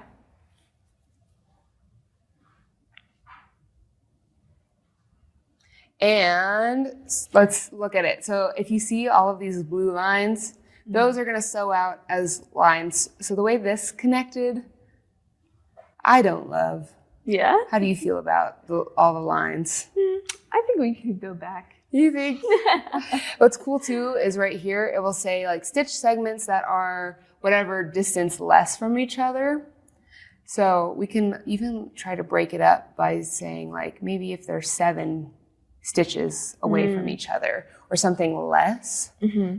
And that may be easier. So instead of 20, we got 22. So scroll, see if that works. Yeah. Yeah? Yeah, I think that looks great. Perfect. So then scroll down to the bottom. You're going to press next. And then this is your last chance to make sure everything's the way you want it. So if you scroll all the way down, oh my gosh, he's so cute. And then press draw path. Then scroll back up a little bit so we can see. It will show you how it's going to be quilted out. Cool. Which is kind of fun. Yeah. Yeah. I'm excited to see the machine do it. Right? Then once everything is quilted out, oh my gosh, and we like the way it looks, and I think it's so cute. I agree. We can scroll all the way down. And then you're going to press next. Scroll all the way down. Save to library. And now your picture of Finn is saved onto your library. Cute. Okay, now you can press download, and we're gonna download. How cute is that? So cute. Oh, I love love him. Okay, now what we're gonna do is we're gonna exit out of this, and we're gonna open up Quilter's Creative Touch. Fin is a block pattern, and block just means we just place them once and then we're done. We're gonna choose select and sew. And then we're gonna tell the system our safe area. And then we're gonna add fin. So you're gonna go to new drive. You're gonna press the C. So go to users, Quilter, downloads. Perfect. Look at him! Oh my goodness. Okay, now what we're gonna do is we're gonna do our 4-point placement, and you wanna make sure that it's on fit, so that we don't stretch fin out to look a little bit weird. So I want you to move to each corner and then press the coordinating corner on the screen. And then this will center fin in the middle of the block.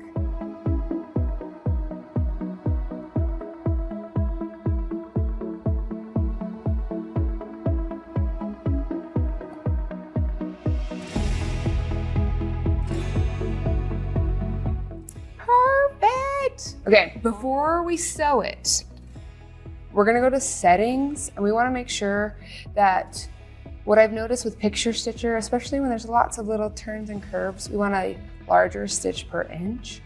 Okay. And then I like to do 3 stitches as a tie off. And then I like to do a micro stitch. And then we're gonna make sure it's slow. And then we don't want it to pause at trim lines. Press OK. Okay, now that our settings are the way we want them, press sew.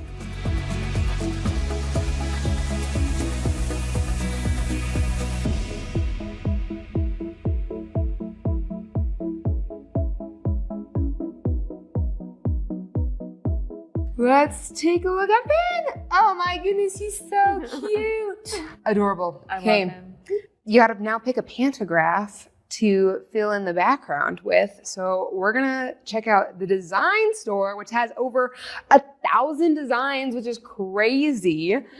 And they're all organized in different ways. So we're crossing our finger they have what you want. Right? It seems like they probably will. Probably, right? Okay, what do you want for the background? Like, I think something dog themed would probably be good. dog themed? Okay.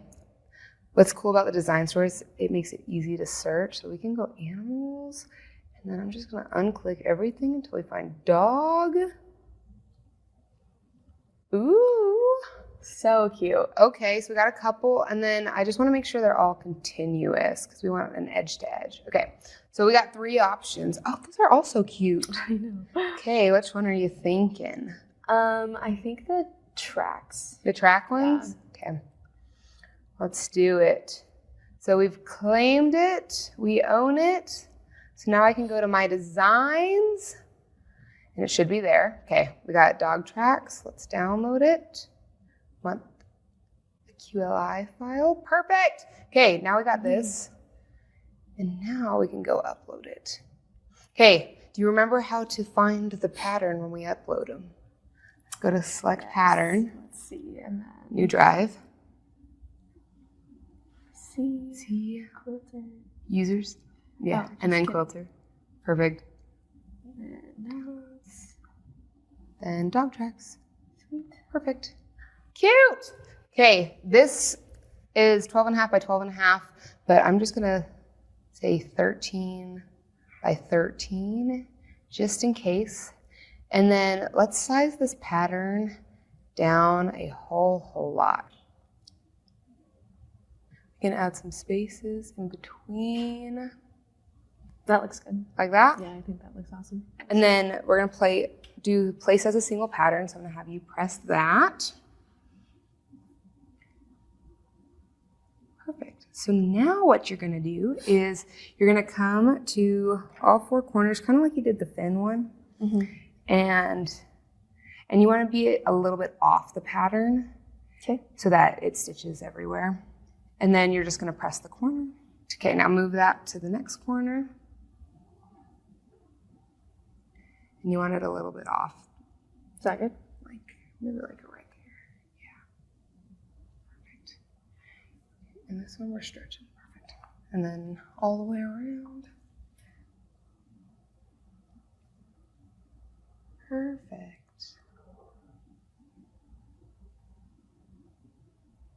Now, one more, yeah, like right there. Okay, perfect.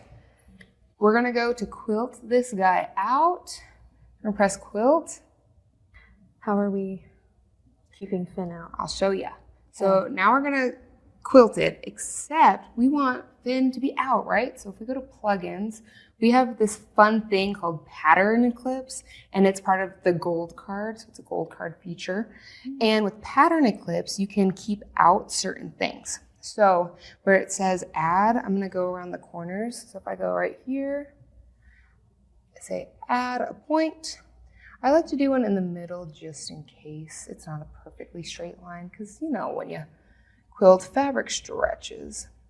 Sure. Add this. I'm gonna add that.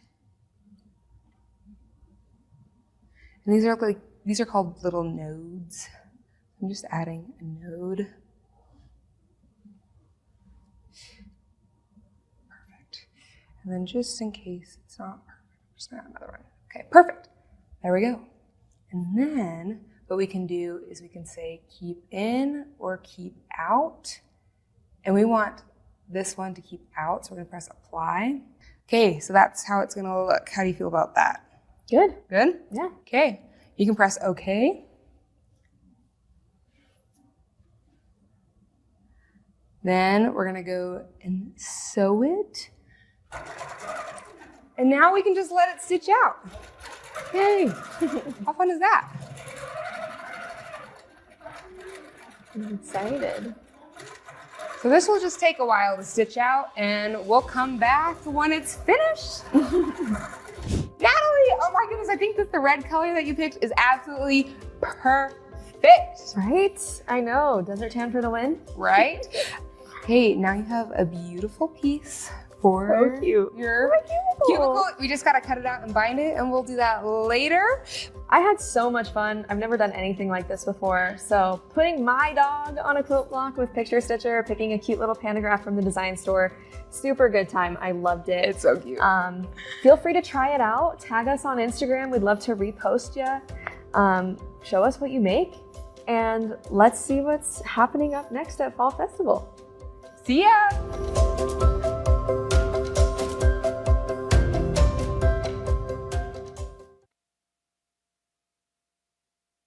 Hi everybody, thanks so much for joining us for Fall Festival 2025. Can you believe it? No, 2025. I cannot. My first Fall Festival was 2021. So yes. This is crazy. I know, right? In this month so far, it's like, I swear the other day it was the first. Well, we were also at Houston for 2 weeks. That is so true. It does feel like yesterday was the first. Yes, yes. I feel like we missed so much from the first until now, and now we're here at Fall Festival. So exciting. I love it. Yes, I love Fall Festival. Probably one of my favorites of the year. Maybe just because fall's my favorite though. Yes, mine too. I love the cooler temperatures and the changing colors and, you know, just getting ready for everything fall, everything winter. I love it. Me too. My favorite time of the year. So all you winter haters, I see you. Now, Yes. I've seen so many questions. I have been watching with you guys, by the way, and I've seen so many questions about pricing, what it works with, where they can get it, and I'd like to show you guys our handy dandy partner locator to show you everyone as close to you as you can get. Yes, I love it. I use this tool all the time, you know, with customers that are calling in. I love our dealers. We have a phenomenal dealer network, partner network. They're so knowledgeable. They do, you know, so many fun different things in their shops.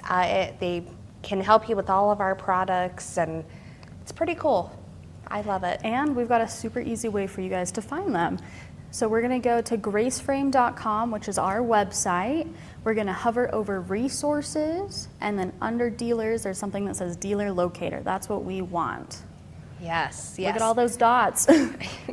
Yes. Now, Allegra, I often get asked, how do I find a dealer that sells your machines? Or how do I find a dealer that sells TrueCut or That's a great any question. and all of the above? I would like to point out to all of you, below the filters, the last one that says state, there's another one that says unique, TrueCut, or finesse. You can click all three, only some, only one, but that way you can really pinpoint who is selling what around you. So if you're specifically looking for a machine, you would select unique dealer, and that's going to pull up everybody who has authorization to sell our machines for us. Yes, yes. So it makes it super, super simple, you know, to find who is in your area, who is closest to you. You know, go check out their shops. Again, so many dealers do so many fun things in shop, things that we can't do as Grace Company. Right. And you know, we'd love to come set up for you. Yes. But we're stuck here in Salt Lake. So finding those dealers is really great because some of them are very personable, some of them are willing to come help you set up, or even come out to your house for troubleshooting, which can be Yes. really special for some people. Yes. And it's just the same as buying direct through us. Tell us a If little bit not about better. that. Yeah. If not better. Yeah, so I love how dealers, you know, they will take the time and show you how to use your machine, how to use your frame. You know, if you've purchased automation, you know, they can show you kind of those ins and outs.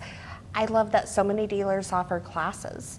Yes, I love it too. And you know, as much as we give you a plethora of information when we give you your product, whether it's your machine or your frame, you get your assembly instructions, you get also how-to instructions after you put it together, you get training panels, some tension troubleshooting with the machine. So we do try our best to give you absolutely all the resources you could ever possibly need. But you know, some of us, we need that like verbal, visual instruction sometimes. Yes, and our dealers are so very patient with that. I love it.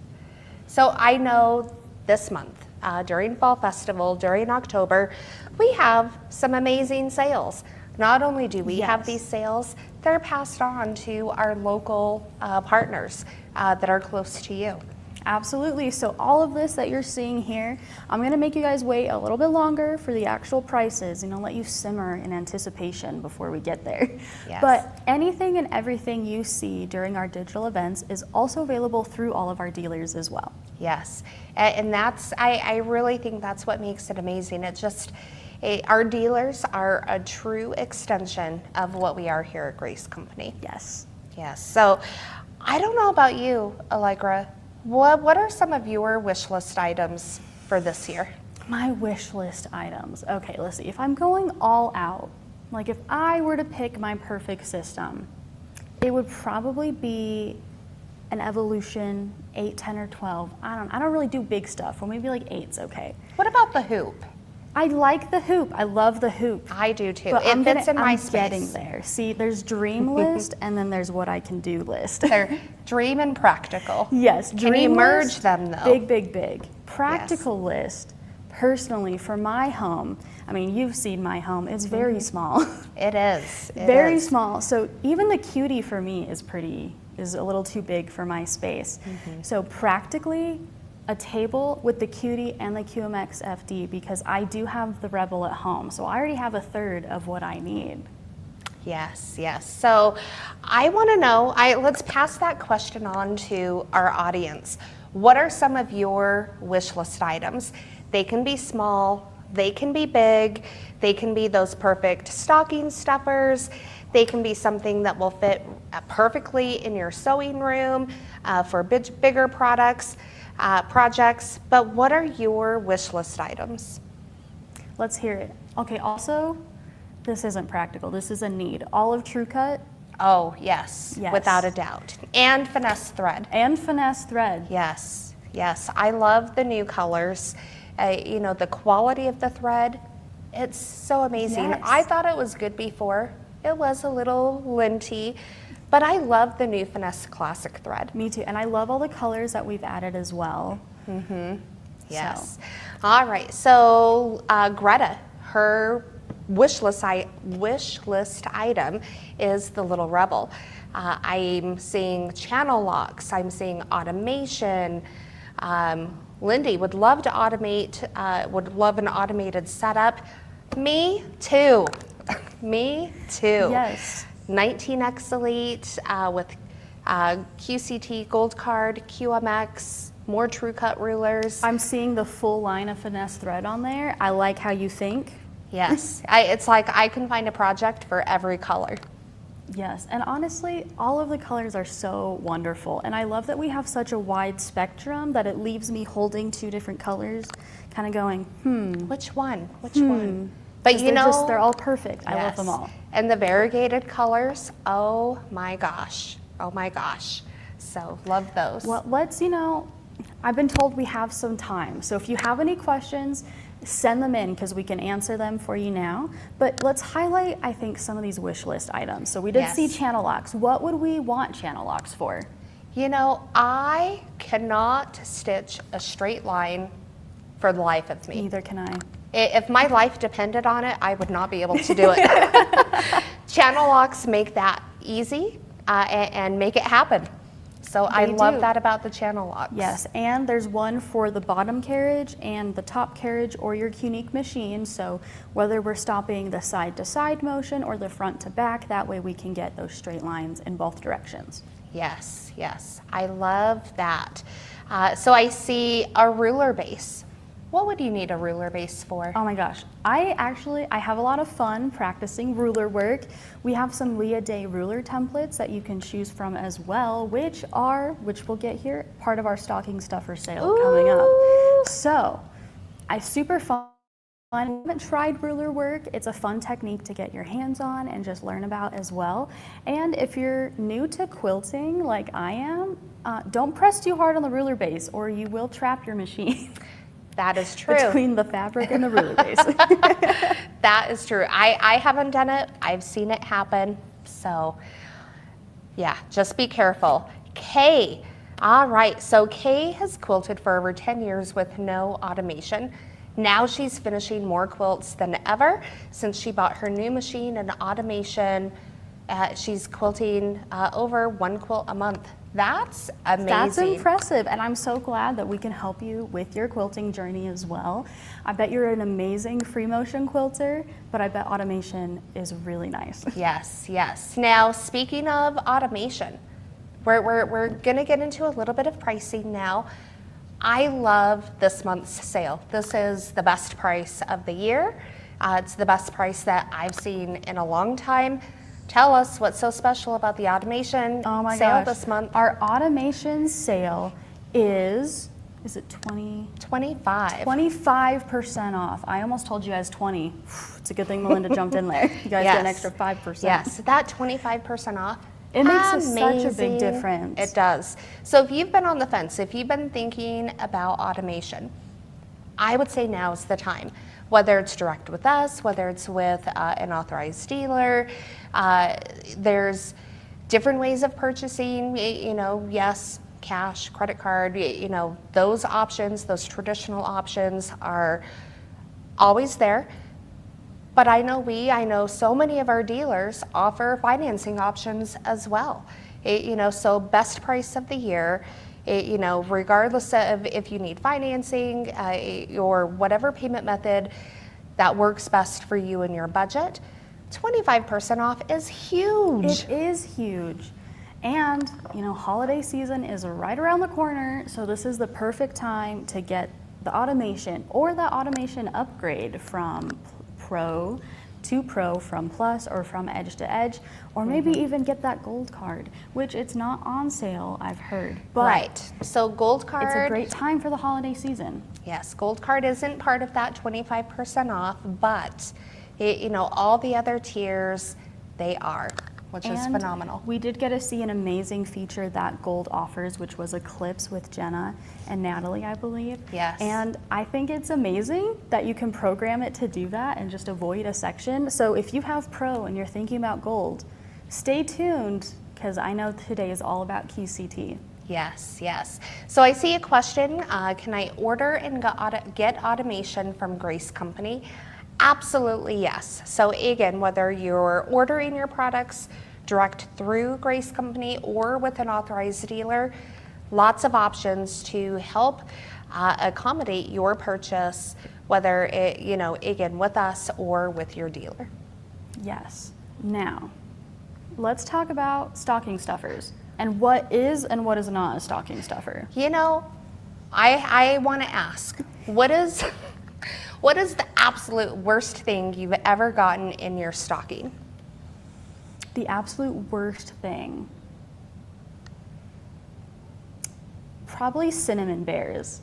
I'm a cinnamon candy hater, but I also have to appreciate that my mom always went all out for me on Christmas because it is my favorite holiday. And so our stockings were stuffed with like pistachios and apple cider and pineapple juice and granola bars and all of that good stuff, and like some little trinkets here and there. Awesome. So probably cinnamon candy from me.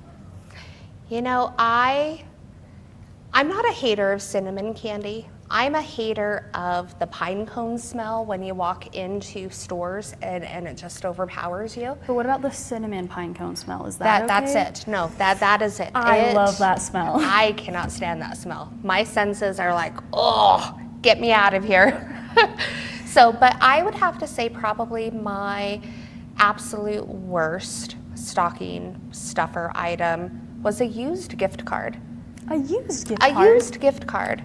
And I'm like, wait a minute, what's going on here? My husband thought he was being funny. So I got the goods afterwards. Well, stocking stuffers. Let's take a look at what counts and what doesn't count. So anything we can fit in a stocking. True cut, all of true cut, I did ask, that includes the 24.5 by 6.5 inch ruler. Mm-hmm. All finesse thread, bobbins, needles, all of our Leah Day rulers, the mini quilt clips, the large quilt clips. I feel like I'm missing stuff. I did read cloth leaders. Cloth leaders were on there. On my chart, so you would have to have a bigger stocking to fit the cloth leaders in, but hey, it's doable. You can take them out of the bag and fold them a little tighter, right? Yes, yes. So take advantage of the 20% off the stocking stuffers. Get your hands on your hopping foot sets if you're missing any of those, any ruler accessories if you're missing any of that. This is a perfect time to also stock up on bobbins, needles, finesse thread. I'm talking to you who wants that whole finesse line. Yes, yes. One thing I learned, a customer told me when I was green, when I just started with Grace Company, and I didn't know what I didn't know and didn't know what I wanted to know, and everything was overwhelming at that time. But a customer told me the least expensive thing for your machine is your needle. The most important thing for your machine is your needle. Needles, they're very inexpensive. Take advantage of that. Stock up on those, whether it's for yourself, great gift items for friends, family, all of those items, the thread, the true cut, the rulers, 20% off. Get stocked up on those items because you're gonna use them. Right? Yes, exactly. So, stock up. If you have a question about what a stocking stuffer is, don't hesitate to ask us. We can let you know during Fall Festival, but we're also manning the phones today as well. So Don't hesitate to call in with any questions or orders you have as well. Now I do see a question from Bridget. What feet are needed to use the ruler base for ruler quilting? That's a very good question. It does need to be a ruler foot. It's a lot taller than a regular hopping foot is, and that's going to keep us from the ruler from either going under the foot or us from going over the foot, which if you do, you are going to break a needle. You're going to break a needle, or if you're lucky enough, I have seen a needle go straight through our true cut rulers before. Yes, it's not fun. I've heard stories, they've cracked their ruler with the needle. They've gotten it, like you said, stuck in the ruler. Needle mishaps happen. Be very careful, with your fingers and everything. But also of the machine itself. If you hit something wrong, you can send your machine out of time, and that creates a whole another set of issues. So again, slow down, be mindful of what you're doing, pay attention. It's not a race, you know, to get to the end. Enjoy the process and just have fun with it. Yes, and okay, I did see another question. Someone asked if QMX FD is also on sale. It is not, but we have it at a really great price for you to take awesome advantage of. Yes. And a really good bundle price with the cutie as well. Yes. Now, speaking of QMX FD, you know, we had QMX at International Quilt Festival in Houston. I had the opportunity of taking QMX to OSQE Nashville the week before, set it up, used it. We used a variety of machines at both shows. Amazing. I loved everything about it. It made it simple. I could use, you know, my domestic sewing machine, the little brother that I've had forever that I use with my cutie. It's amazing. You know, and the price point, oh my gosh. And easy to use as well. You could walk up there, first time even touching a quilting machine, and you would know exactly what you're doing. So it's very easy to use, very beginner friendly, not on sale, but we do have it at a great price for you guys already. Yes, yes, phenomenal. And you know, going along with QMX, and I know we briefly, I heard the segment a little bit ago, briefly talking about the design store, about Picture Stitcher. You know, there's the QMX comes preloaded with patterns, block patterns and pantograph patterns. We give you 10 credits with your purchase to use in the design store. There's what, 1,000 different patterns? I tried There's going so many through them patterns all the other day and I gave up. There's just too many. Yes. But you get 10 blocks to start, 10 edge to edge to start, and then 10 credits like Melinda said, so you can choose 10 of whatever you want from our design library. Yes, and I've looked at pricing. You know, if you're looking, thinking ahead, where you've used all your credits, pricing for additional designs ranges between $10 and $20, so it's super affordable. Yeah, so that's also something to take advantage of for this holiday season. If you have a special someone or someone in your family who's been wanting some patterns, this is great. And Picture Stitcher is also a really nice surprise. I put a picture of my cat in there and it came out way better than I was expecting it because I'd never used a program like that before. So again, super user friendly, very easy to use. It's awesome. Yes, I love it. Love it, love it. You know, and I had a conversation with the customer on the phones earlier, and we talked about the history of Grace Company. Our owner started Grace Company in his garage. You know, his mother, Grace, our namesake, asked her engineer son to make a frame for her to make her quilting easier. One frame morphed into another frame, and you know, the rest is history. So we've gone from wooden frames to aluminum frames to steel frames. We have machines, we have automation, we have notions. A lot of people don't know we've made other products for a lot of other companies out there. You know, whether it's frames, whether they're using our automation, whether it's machine components, whether it's the whole machine.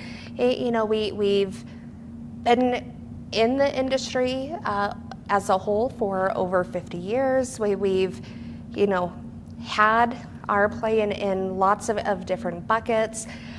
I love the innovation of our teams.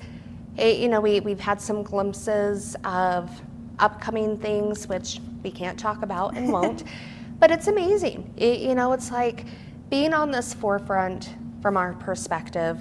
You know, traditionally, neither one of us were quilters when we started, but it's been an incredible journey and I love it. I can't wait for what's to come. I'm a fabric hoarder now. That's what this place has done to me. Fabric, thread. Yes. Well, automation is not the only thing on sale.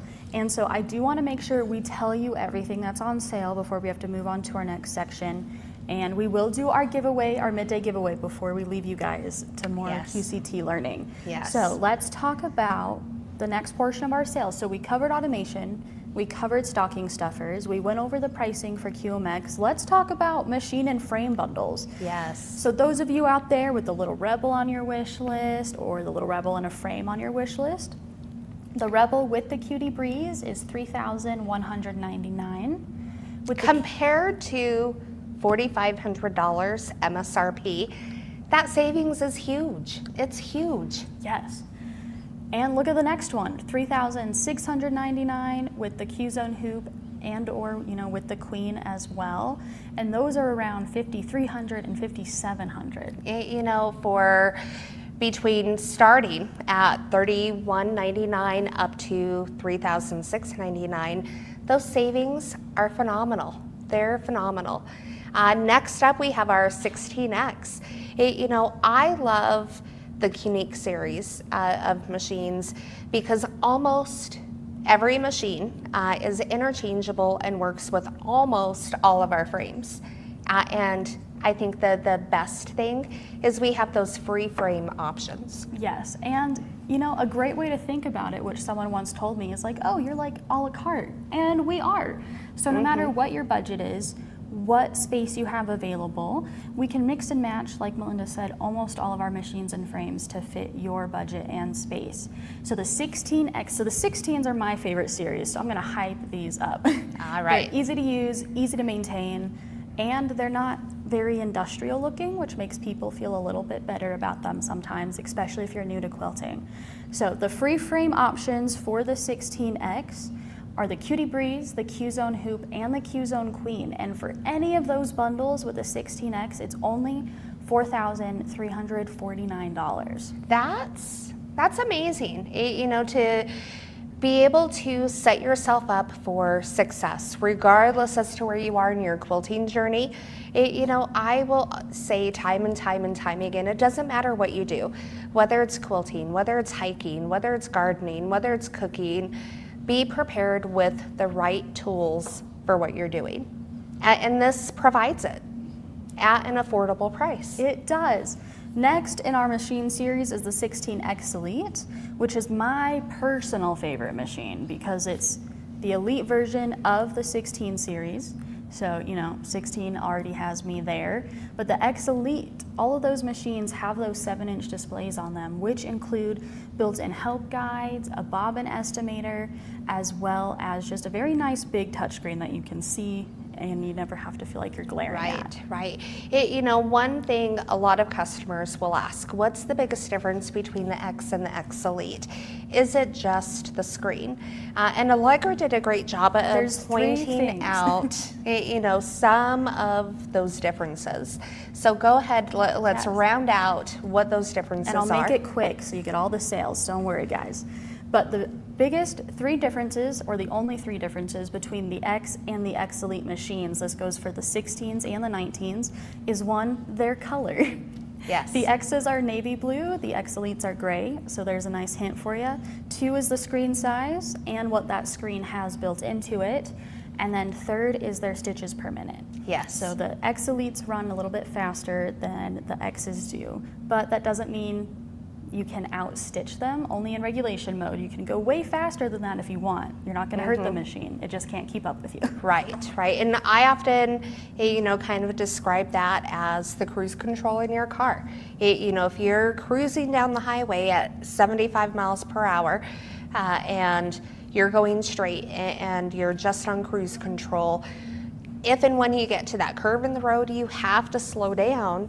That's just laws of physics. You have to slow down. I have to. Otherwise, you're just gonna, go straight and either straight through the beginning of the curve or miss the curve and still end up off the road anyways. So again, speed control with the machines, in comparing with cruise control in our cars, very similar concepts. Yes, so 16X Elite. The 3 frames that are considered a free frame with this are the Cutie, the Q-Zone Hoop, and the Q-Zone Queen again. And for the 16X Elite with either of those 3 frames is $5,349. Yes. Now, I'm at that point where I have the original Cutie, and I think I'm outgrowing what I want from my frame. And I'll be honest, I'm outgrowing what my machine is giving me too. So I think I might be in that bucket where I'm looking at either that Evolution hoop or the Evolution Elite frame. Still have to make a little bit more room and convince my hubby at home that I need this and, you know, get him on board. I'm almost there. Together. I know, but I'm almost there. You know, but we have those awesome frame upgrade options as well. Now, let's talk about the 19 series. The 19s historically have been my favorite series. The 19X, but specifically the 19X Elite. But let's start with the 19Xs. Again, you still get that free frame option, Cutie Breeze, Q-Zone Hoop, or Q-Zone Queen at that amazing price, $5,899. Now the 19 series, again, you know, it's a bigger throat compared to the 16 series. You have the same features whether you're looking at the X or the X Elite.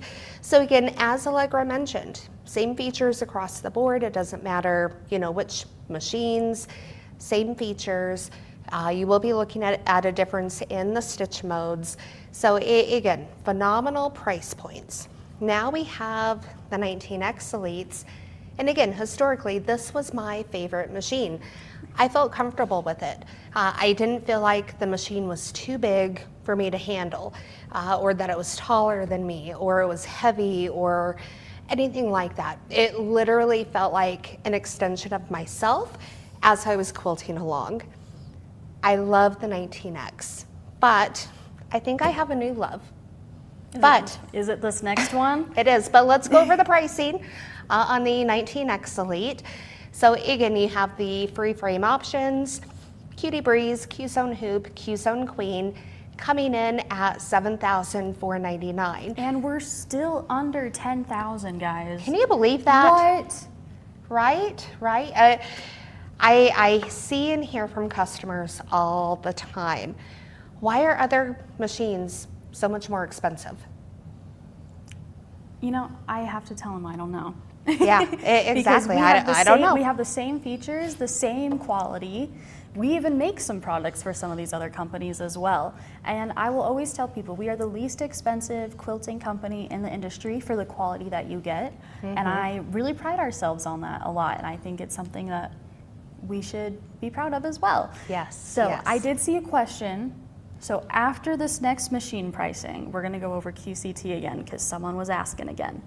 Yes, now just to back up a little bit, remember QCT is compatible with the 16 series that we've talked about, the 19 series that we've talked about, and the Little Rebel. And the Little Rebel, and the Cutie Breeze, all of the frames, but it's also compatible with the 21. And this is Melinda's new favorite machine. It is. I am so in love with this machine. It has upgraded new handlebars.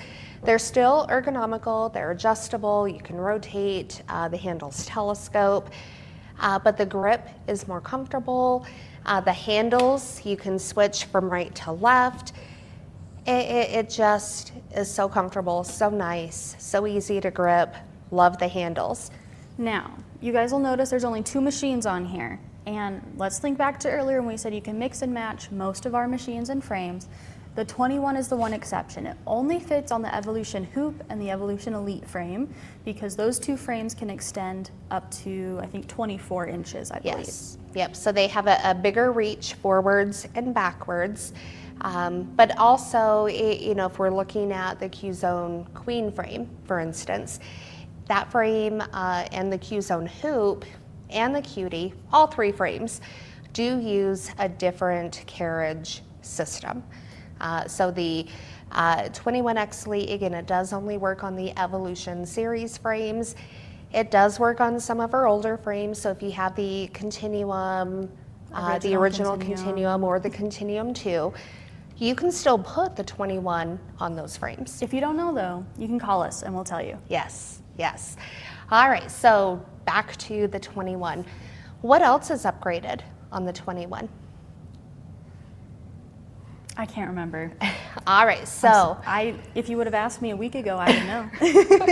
not a problem, not a problem. So with the 21, it has an upgraded bobbin hook assembly. I would not have guessed that. You've stitched on it though, right? I have. So it's quieter. It literally, you know, exhumes and screams. You know, I'm cutting through cold butter with a hot knife. It stitches so beautifully. Perfect. So quietly.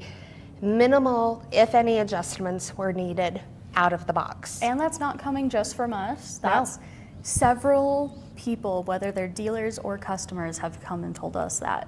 So if you're itching for a new machine and you're looking at a 21, now's the time. Yes, yes. So aside from the upgraded bobbin hook assembly, the bobbin area also has an added light, so you can see you know, what you're doing in that bobbin area.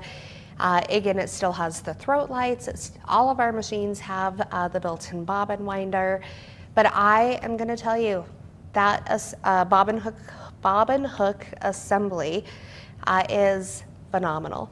It's phenomenal. I love it. It's my new wish list machine. All right, and the actual 25% off for automation. QCT6, this one's edge to edge, where you can only do edge to edge, one row at a time. Only $2,249.25. Yes. That's over $1,000 off. Yes. Then we have QCT6 Plus. So Plus will give you block designs, block patterns, as well as pantograph, where you can design 2 rows of your quilt at a time. You have a little bit more customization options and abilities over edge to edge. So Plus is coming in at $3,749.25. That's over $1,700 in savings from MSRP. We love some good savings. All right, and Pro, this one is, you get edge to edge, your entire safe area.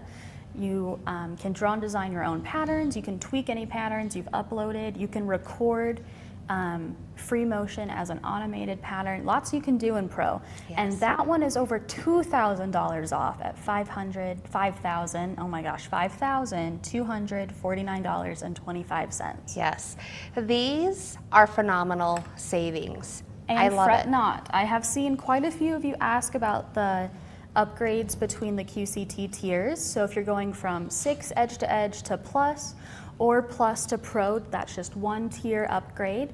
That's on sale for $1,349.25. Right. And if you want to jump both tiers and go straight from edge to edge up to Pro, $2,699.25. Yes, phenomenal savings. They literally only happen once a year on automation. Savings this good. So now's the time to buy if you've been on the edge. So Allegra, I think I'm ready for a giveaway. I think so. I think we let them simmer enough.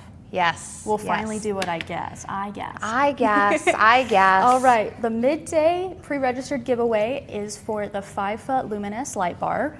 If you have not seen one of these, you're gonna wanna get your hands on one. Yes, you know, I will say, whether you're sewing, whether you're quilting, whether you're crafting, heck, even if you're doing a jigsaw puzzle, there's no such thing as too much light.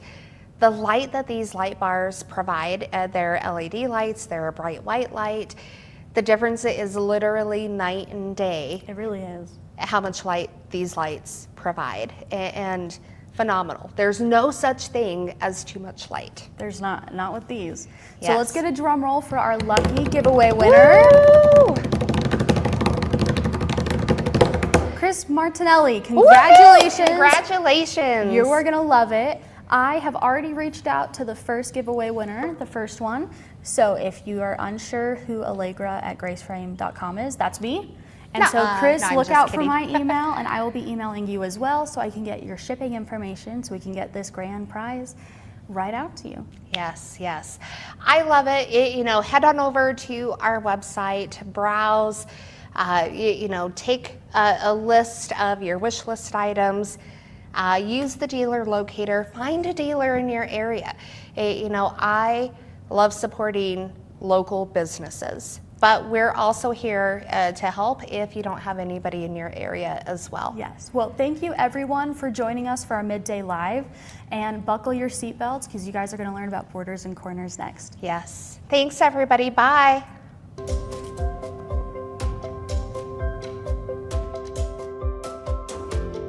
Hello, and thanks for joining me in Grace's Fall Festival. My name is Janet George, and I've been a Grace Ambassador for several years and using QCT for coming up on 7.5 wonderful years. I'm a total addict. Today, I'm going to show you how to place and quilt borders and corners using plus and then the quilt area in between.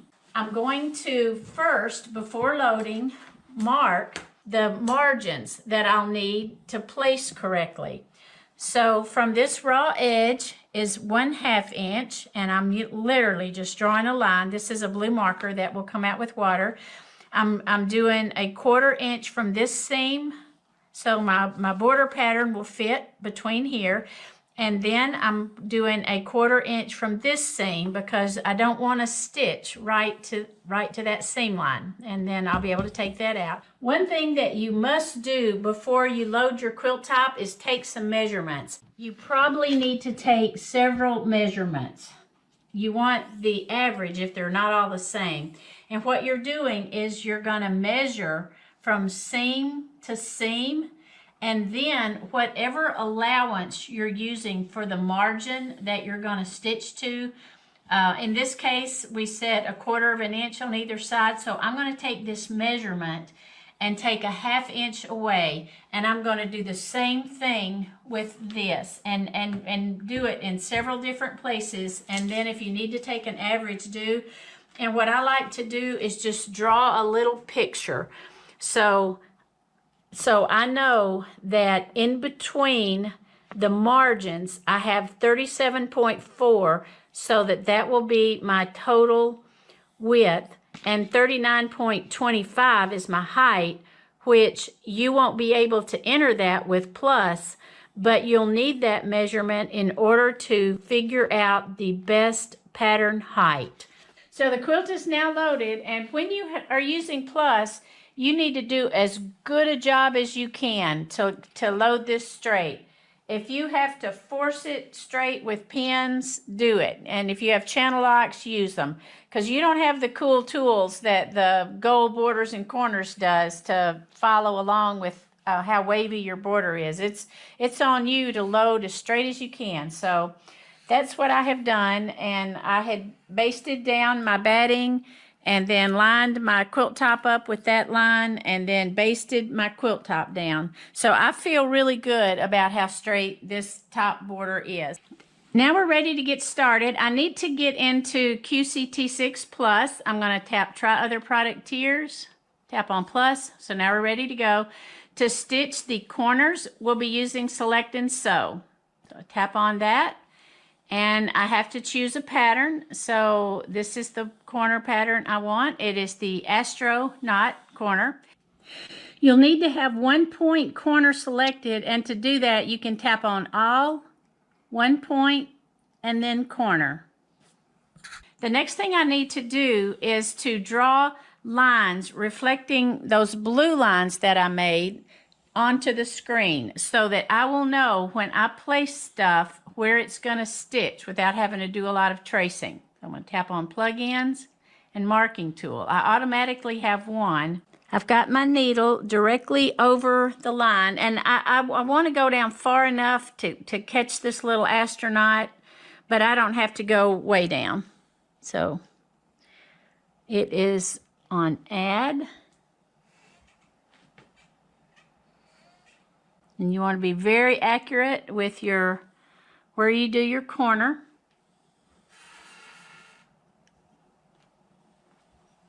And I'm feeling very confident that this is really straight, so I'm not going to do a whole lot of marks. Again, for this corner, I want to be very accurate.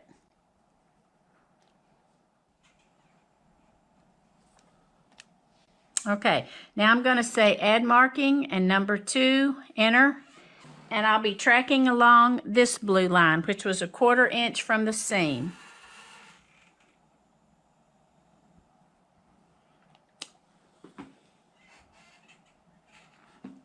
I want to be very accurate with this corner.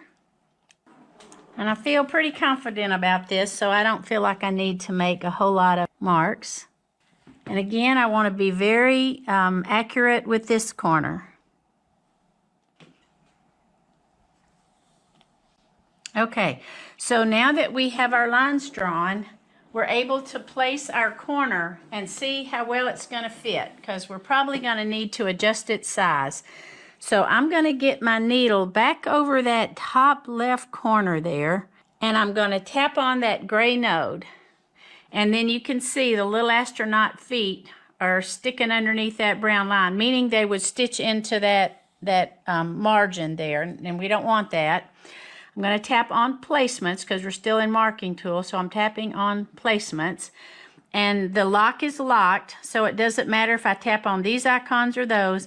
And I'm going to reduce them in size because that one is too tall. So as I've started reducing it, you can see that the node is now gray again. But because I'm not touching my machine, I can still just tap right there. I don't want to tap too hard that I jar my machine. And I need to save it. So I'm going to save it. Astro corner. So I'm going to say save. Do you wish to override it? Yes. But bottom line, you would navigate to where you want your pattern saved, that you'll know where to go back to and find it. So at this point, I'm happy with the way it's looking, and I have it saved, and I'm going to tap on quilt. I want to go into settings. My tie-off count I have reduced down, and here's the reason why. When this pattern stitches, it's going to end, I can move it now. The ending stitch of the corner will be right there, and it's going to end with 2 little micro stitches. Well, when I get ready to do the connecting border, it'll do 2 little more stitches again, which means that's 4 little stitches. I don't want any more than that. So you may even want less than that. You may want to just tie your thread tails and bury them, which I will tie my thread. I will be burying my thread tails, but that's just something to think about. That this number is going to double when you add it together with the border. So we're going to say okay, and now I think we are ready to stitch. I'm going to tap on pull bobbin, and I'm going to hold my thread. I'm going to hold not super tight, but just a little snug. Because when I tap pull bobbin, it's going to move to where that green circle is and immediately take a stitch. So in order to have a nice firm thread path starting out, that's why I'm holding it. So now I'm just going to hold my thread like this and pull it under, and that has caused my bobbin thread to pull up. It made a loop, and I'm pulling that out straight. And the machine has come out of lock position, so don't let that scare you. As soon as I tap on sew, it's going to reposition itself where it needs to be and start exactly where I pull the bobbin. It's going to take the micro stitches, and now it's going to stitch the little men. And then we'll be back when we finished. The quilting has finished, and I need to get my needle directly over where the stitching ended so I can pull the bobbin. I'm just going to tap that little thing up there, and the end that I'm going to cut, this is the one that pulls tight, so that's connecting to the stitching. I want thread tail, so the one that pulls freely, which is pulling from the bobbin, that's the one I'm going to clip. So now we need to do the other corner, so we'll say finished, back to pattern placement. And I'm going to move my machine over here. And we need to rotate that green node so that it's in the top right. So I'm going to tap on 45 twice. 1, 2. So now it's in that top right corner. And I'm going to put my needle over this corner. And it should be the right size. We'll tap to place it. So we'll say quilt. And then I'll do exactly what I did to quilt the other one, and we'll be back when it's finished. Both corner patterns have now been stitched, and the thread tails from where I began and pull the bobbin have now been buried. I used the self-threading needle to do that, so I keep that handy. And now we need to do the pantograph that's going to connect our two corners.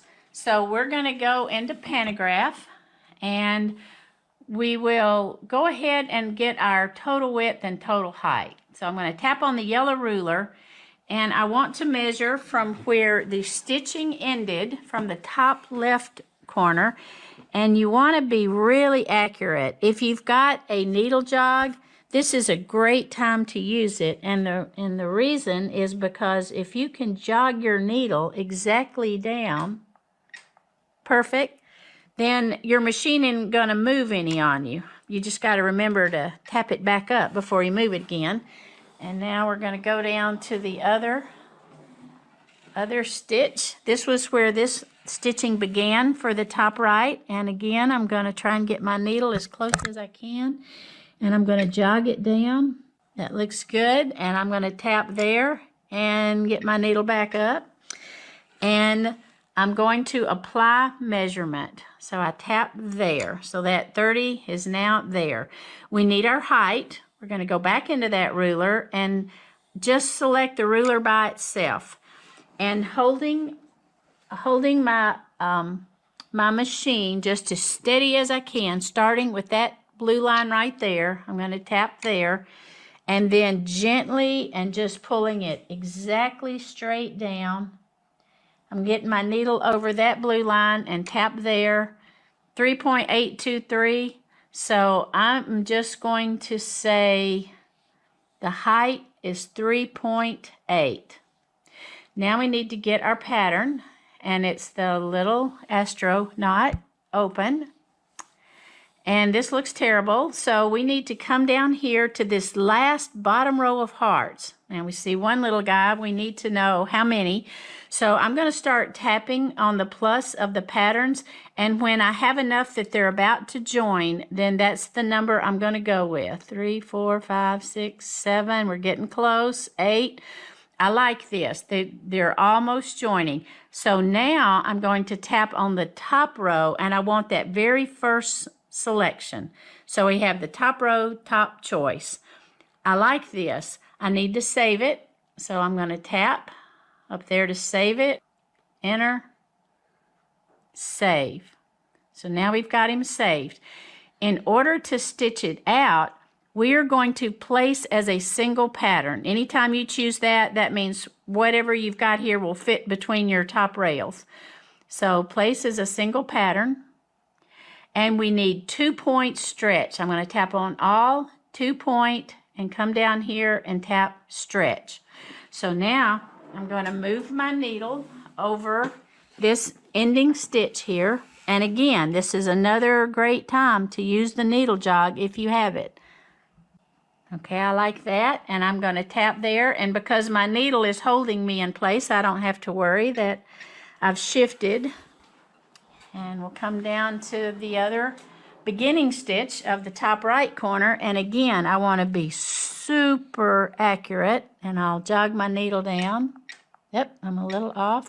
Spot on, and I will tap the ending node because it's got the red on it.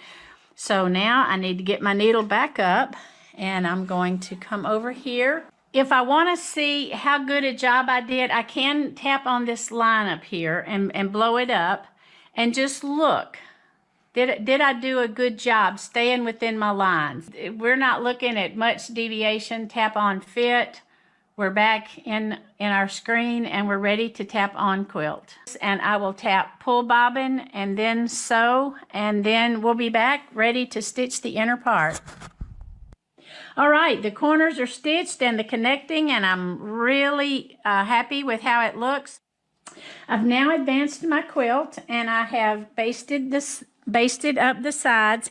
One thing that I did, because I do have the channel locks, is I put my needle over this line, and then I engaged that channel lock that's going to keep it straight, and then I brought it down, and then I manipulated my fabric so that my needle would still be over that line, and then I've been using my So Tight magnets to hold this in place, and I just clamped it right there where it needed to be, and I did the same thing on the other side. So I'm trying to keep this line as straight as I can.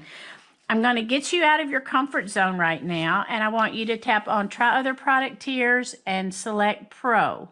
Hit Start. Now we're in Pro, Pantograph, and the reason is because we want to be able to enter a total height. Pro has Panto mode. You're used to seeing row height go all the way across, but you want to be in basic mode. It's the one that the screen looks much like yours, the difference being you can enter more rows and a total height. So we're going to go ahead and select our pattern. And now we need to enter our width and our height. So that was what I had measured before ever loading this quilt top, and I wrote it down. So the total width, I'm going to tap there, is 37.4, and the total height is 39.25. The reason we're doing this is we need to know how can we get equal sized pattern heights so that we don't get to the bottom and have to do a row that's half the pattern height or be a cut off row. We want equal sized rows all the way down. So this is our way of letting QCT do the math for us, and that's a good thing. So now we have to say what kind of pattern height do we think we would like, and you know, it could be 7, 7.5, 8, I don't know. I'm just going to go ahead and say 8. Okay, and now I'm going to tap on that bottom row of hearts because we need to know how many across. So I think 3 is going to be fine. So we'll tap on the hearts up here and get to that top choice. And now we need to know how many rows. So I'm going to start tapping on the row number, and we're going to watch until the pattern height gets somewhere around 8. It's going to be changing it. So row 2, row 3, and you can see it's still big pattern heights. Row 4. Now we're to 9.8, 5, 7.85. Now that we know what pattern height gives us equal rows all the way down, write down these numbers. Take a picture, write them down. But what's critical is that it's 7.85 and 3 patterns across. So those are the 2 numbers we need, 3 patterns and 7.85. We're going to go back home and we're going to say no because you're in demo mode. You can't. I'm going to go back into plus, tap pantograph. I need to enter that total width, which was 37.4, which was, again, the measurement between my lines that I drew. Okay. And now the total height. I'm going to go into my calculator and toolbox and say 7.85 times 2, and it's 15.7. So I'm going to give myself a height of 15.7. And I know that with my 21 inch, I'm able to do 2 rows.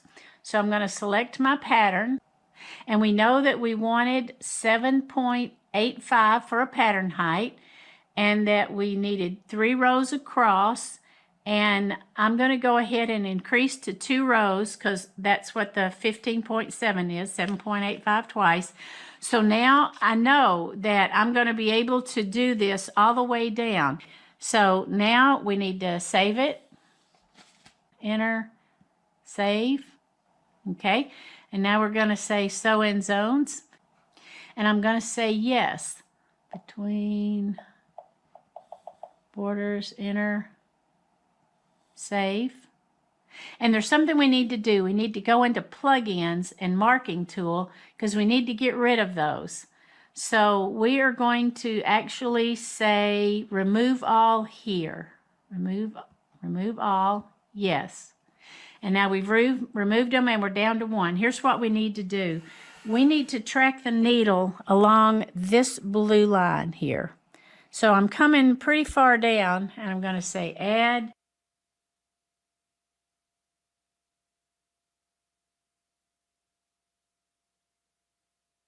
Okay. So now we've got that reflected, and we're going to go into Zone Manager at this point.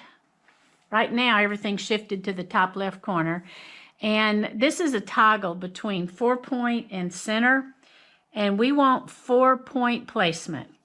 This next one is grayed out. This next one is sewing direction. When I choose that first choice, every row is going to start on the left, so there'll be a jump stitch. And then the next one is you would stitch across, it would do a jump stitch down and stitch back. I've quit using that one. I think it just seems to line up better every row starting on the left. You don't want to use that third one because you'll get a straight line stitch down, and you don't want that on the inner part of your quilt. So I'm going to go with that first one and say okay. And because I made some changes there, it's saying that same question, do I want to save? I'm going to say yes, and I'm just going to tap on where I saved it earlier and say save, overwrite, yes, because it's saving the changes I made in Zone Manager. Okay, now we need to place A.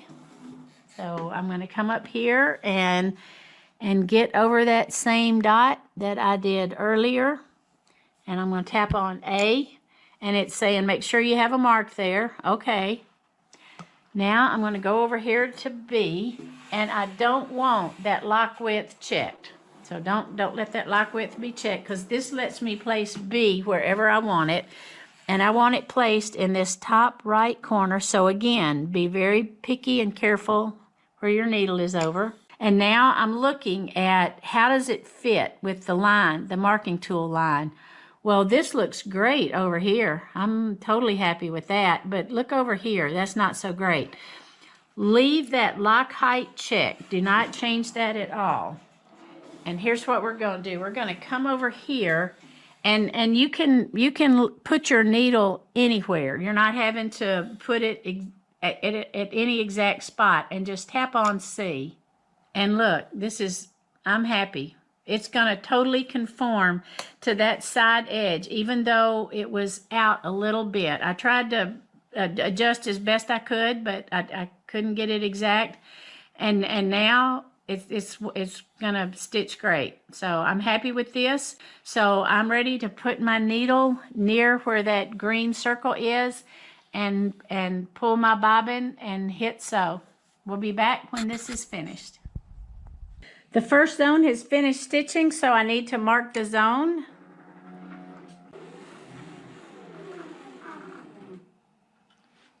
I'm going to have it take a single stitch. And then instead of saying continue, I need to hit previous mark, because I've got to get the mark that goes on the other side. So I'm going to tap that. It's going to start moving. I'm going to mark my spot, and we'll get that marked, and then I'll finish till we get to the bottom.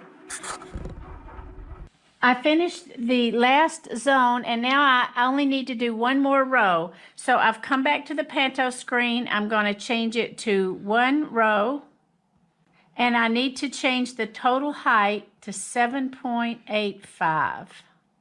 And that pattern height needs to stay 7.85. Now I'm ready to sew in zones and finish up. In placing my last zone, I've placed A and B like normal. I went into my plugins and I redrew my marking tool line. And now for C and D, I need to unlock that lock height so that I can place them exactly in the corners where I need them to be. So now you can see that it's going to stitch nicely above my blue line. I've opened up Select and Sew to open up the corner blocks where I had saved it at the top. I went into Plugins and Marking Tool and created the lines that match these blue lines with a 1/4 inch in and a 1/2 inch in there. So I'll be able to tell how well I'm placing my block. I need to rotate it so that the gray node will fit in that bottom left corner. So I tapped on reverse there so that the blue arrows would be pointing the other way, and I tap it twice. Now it's in the bottom left corner. And then I put my needle over that dot there and tap there, and it looks good. So it's ready to stitch. And then I also need to stitch it over in the other corner before I can connect it with the border pattern. So to do that, I'll just rotate it 2 more times with the 45. Put my needle over this intersecting dot down there, tap that node, and I'm ready to quilt it. So we'll be back after these 2 corner blocks have been quilted. Okay, so the bottom corners have quilted. We need to go back into pantograph now, and we need to open the border pattern that we saved from up at the top. Open. We're opening it as a pantograph, and immediately we know we need to flip it vertically. So you tap on flip to get your flip choices. We're going to turn them upside down. But if you look at the hands, we need to flip the hands. So we also need to flip it horizontally. So now we can see that this little man matches up there, and same with this one. It's oriented the same. We'll be placing as a single pattern, and we will tap on all and select 2-point stretch. Now I need to put my needle over this ending stitch right here and be as exact as I can. Tap that gray node, and now I need to come down here and tap that gray node, and now I'm ready to quilt. I'm ready to do the side borders now, so I've rotated the quilt on the rails, and we're going to tap on pantograph and select pattern, and the border from the top, we're going to open it as a pantograph, and now we need to remeasure. So I'm going to tap on the yellow ruler. I'm going to get my needle over the end stitch right here, being very, very precise, and tap there, and we'll come down here, and we'll get to the beginning stitch or ending stitch. I don't know which one, but be very precise with it, and tap there. And now we've got 31 point, you might say 9. Apply measurement. Okay, so we've got the 31.855. I'm going to tap on reset, which is going to take it back to 1, and I'm going to tap on those bottom hearts again and start adding my patterns. When we were doing the border across the top, we had 8. So let's see how many it takes for down the side, which is just a little bit longer. So we're going to need 9 down the sides instead of the 8 that we used across the top. I'm going to immediately save it. Do I wish to overwrite? Yes, because I don't need the top and bottom anymore. That's done. Now I'm going to place it as a single pattern. And I had already used the marking tool to reflect my blue drawn lines. So that's 1/2 inch, 1/4 inch. So we're going to change it to 2-point stretch. Now again, I'm going to put my needle very carefully over this point. Tap that gray node, it turns green.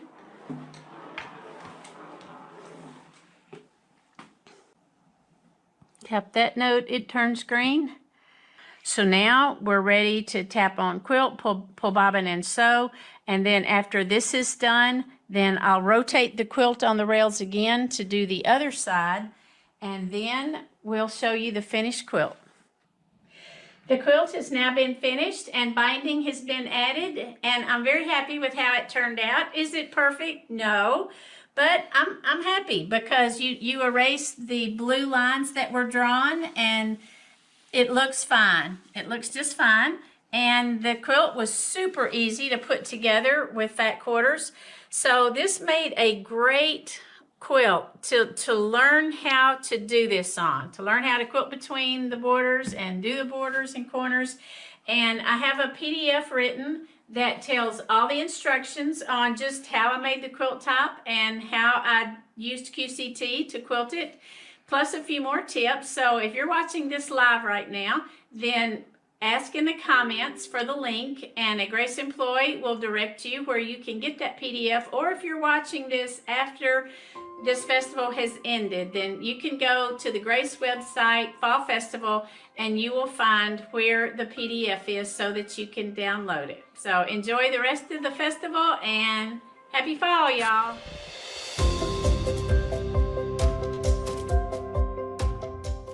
I I finished this alphabet baby quilt and now it is time to get it quilted. And I decided to use QCT6 Pro to quilt out the super cute leafy pantograph that I found online. It's so fun using a software where you can pick any design you want, manipulate it to look the way you want, and have it quilted out for you. I wish I'd known about QCT6 sooner. QCT6 is Grace Company's quilting automation software and it works like magic.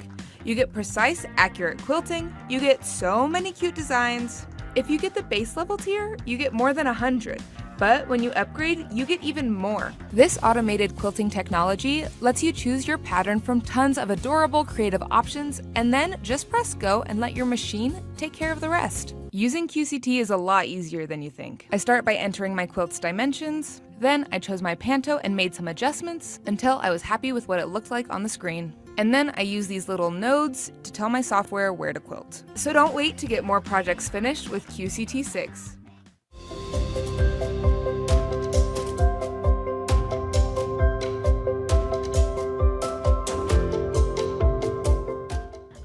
I hope you've been enjoying our fall festival this year and learning so much about QCT6. I'm Angelique and I'm excited to get to show you our QCT6 Gold and some of my favorite features. So what I'm going to show you today is automation software and it works like magic.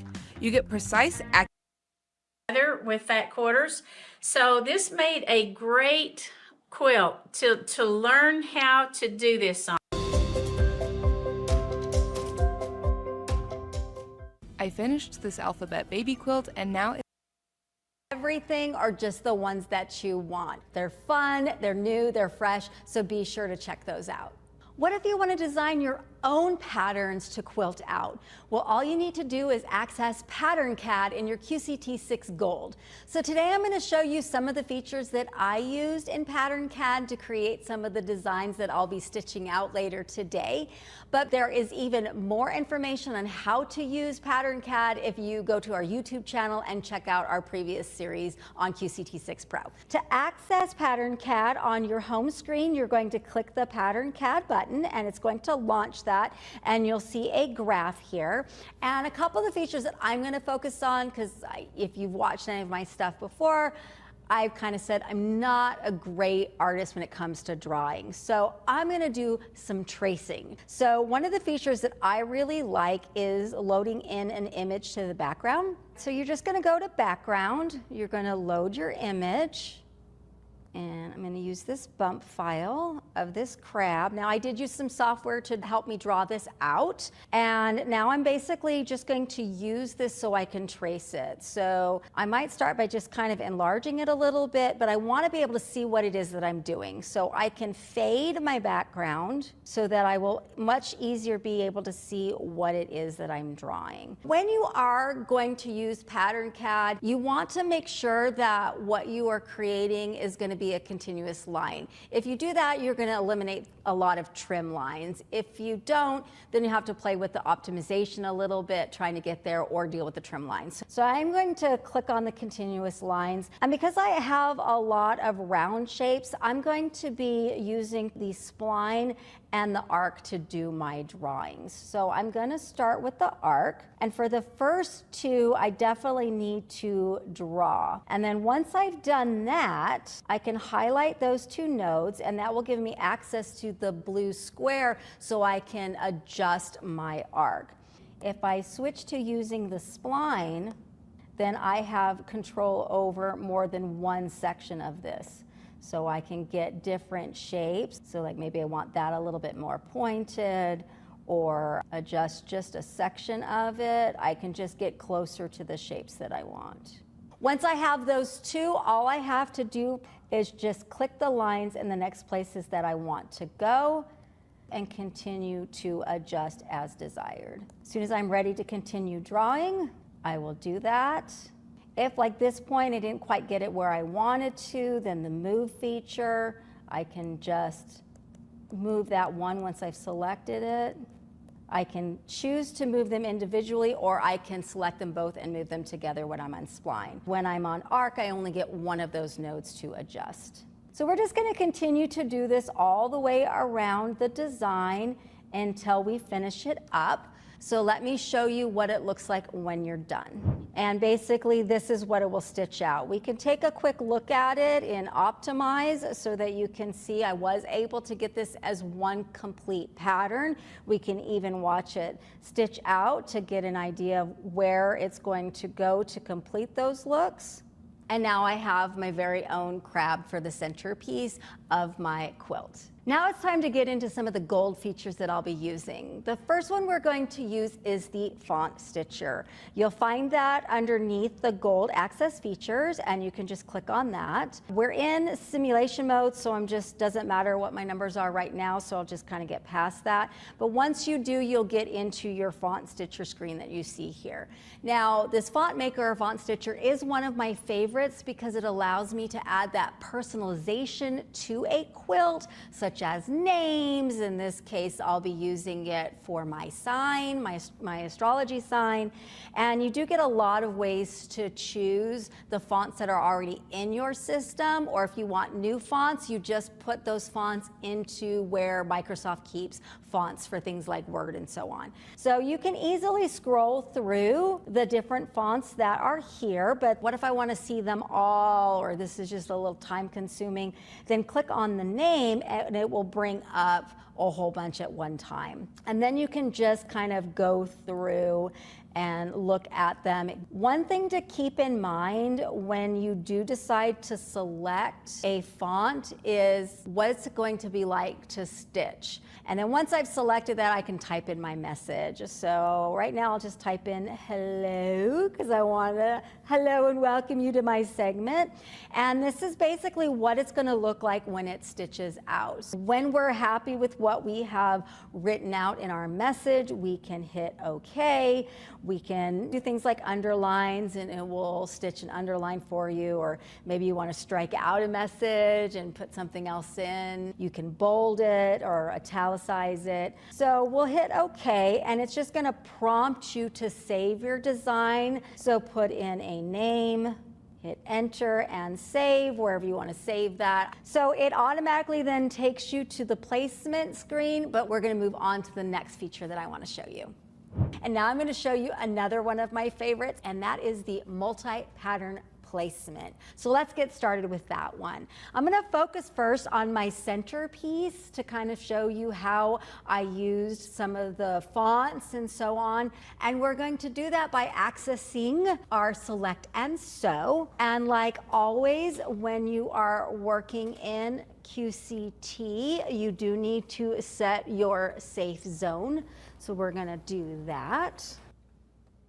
Okay, so right now I'm just going to pick one of my patterns, and I'm going to start with the name of my astrological sign, which is Cancer.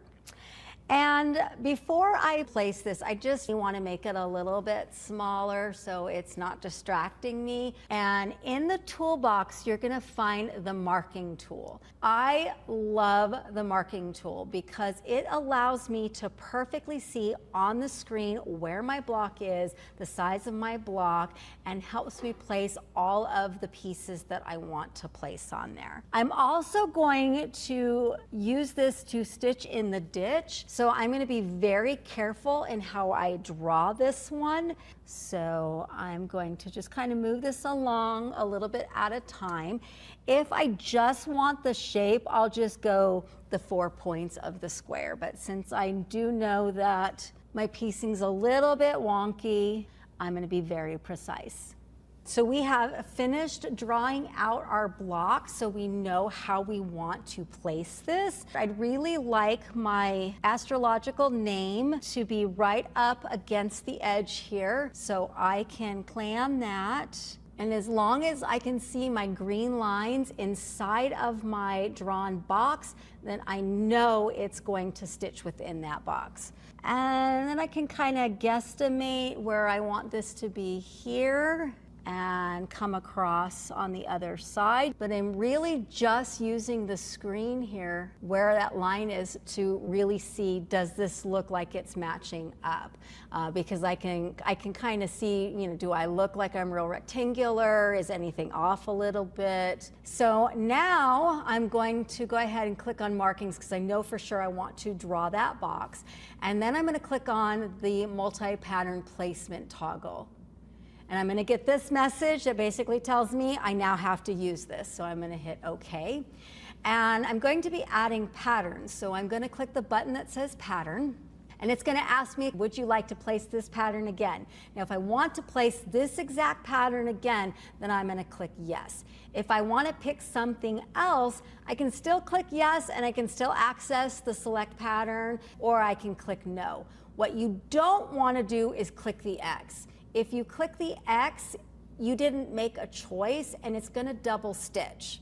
So the X just closes that window. It doesn't really tell the program what to do. So avoid clicking that X. So I'm going to say no, and I'm going to go up to the top of my screen and I'm going to select a pattern. And that crab that I made, I want that to be the center of my design. And I'm going to click open. And now I'm ready to place this portion of the pattern. Now you can draw on your quilt if you'd like. I'm just gonna, again, eyeball it because I have my box drawn out. So I can really just make this look the way that I want it to look. So you can see just those little nudges, I can really kind of stretch it out. And so, I mean, I can see like, oh no, that's off a little bit. All I gotta do is adjust my machine a little bit until I get the look that I want. I think I like the placement of it. It looks pretty even to me. So I want to make sure I set it. I'm going to click pattern again. I'm going to pick a new pattern. So I'm going to say no. I'm going to go back to my select pattern and I wrote out my dates. And I'm going to place that below. So again, if I want it to completely touch the bottom, I can focus on the bottom portions of that first, and then just kind of come up until I like the placement. Now, even though I'm done, I need to lock that design into the QCT. So I'm going to hit pattern one more time and say no, but this time I'm not going to select anything. And now everything that I'm ready to stitch is ready to go. So I'm going to click the quilt button and it's going to take me to the quilting interface. And I like to do a quick optimize just to see if there's a better organization for how to quilt this out. So I am going to have a lot of those trim lines as a result of the design that I chose. So to make some of this easier, I'm going to go into settings and I'm going to make sure that I have it selected to pause at trim lines. So this is just going to give me more control, and I like control. I have it on medium speed. I've set my tie off to what I like and my stitches per inch. So now it's simply pulling up the bobbin for the first time. And it's going to wait for me to hit sew because I need that moment sometimes to double check and double think what my plan is. So you can see I've pulled up my bobbin. All I need to do now is hit sew. It's going to move it back, and as it does that, I'm going to just slowly pull on the bobbin thread and it's just going to start stitching my design.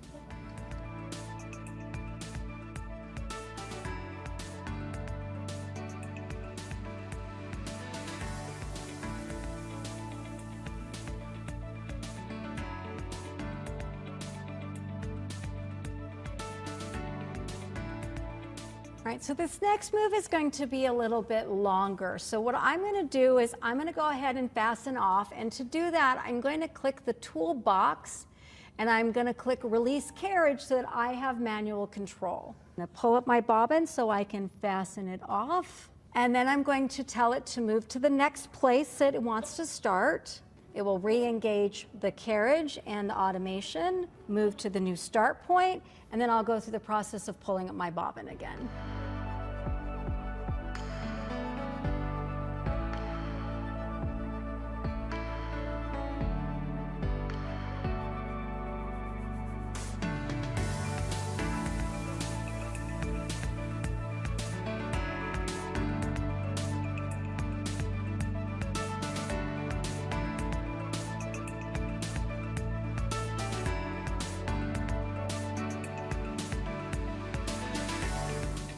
just gonna bring up my final bobbin and cleaning up as I go. And there you have it. There is the completed center design from everything that we did from the font stitcher and in Pattern CAD to make our own design. So now I'm going to focus on these two blocks to continue using the multi-pattern placement. I am going to be changing my thread color for this section here. So I'm really just going to be working on this corner here and this one here. I've written out sort of the designs of where I want to put them, so I'm going to pick one of my constellations. So this one, I'm not going to be actually stitching around the whole thing. So I'm just going to start in the toolbox with the marking tool, and I'm just going to make the shape that's around the blue area.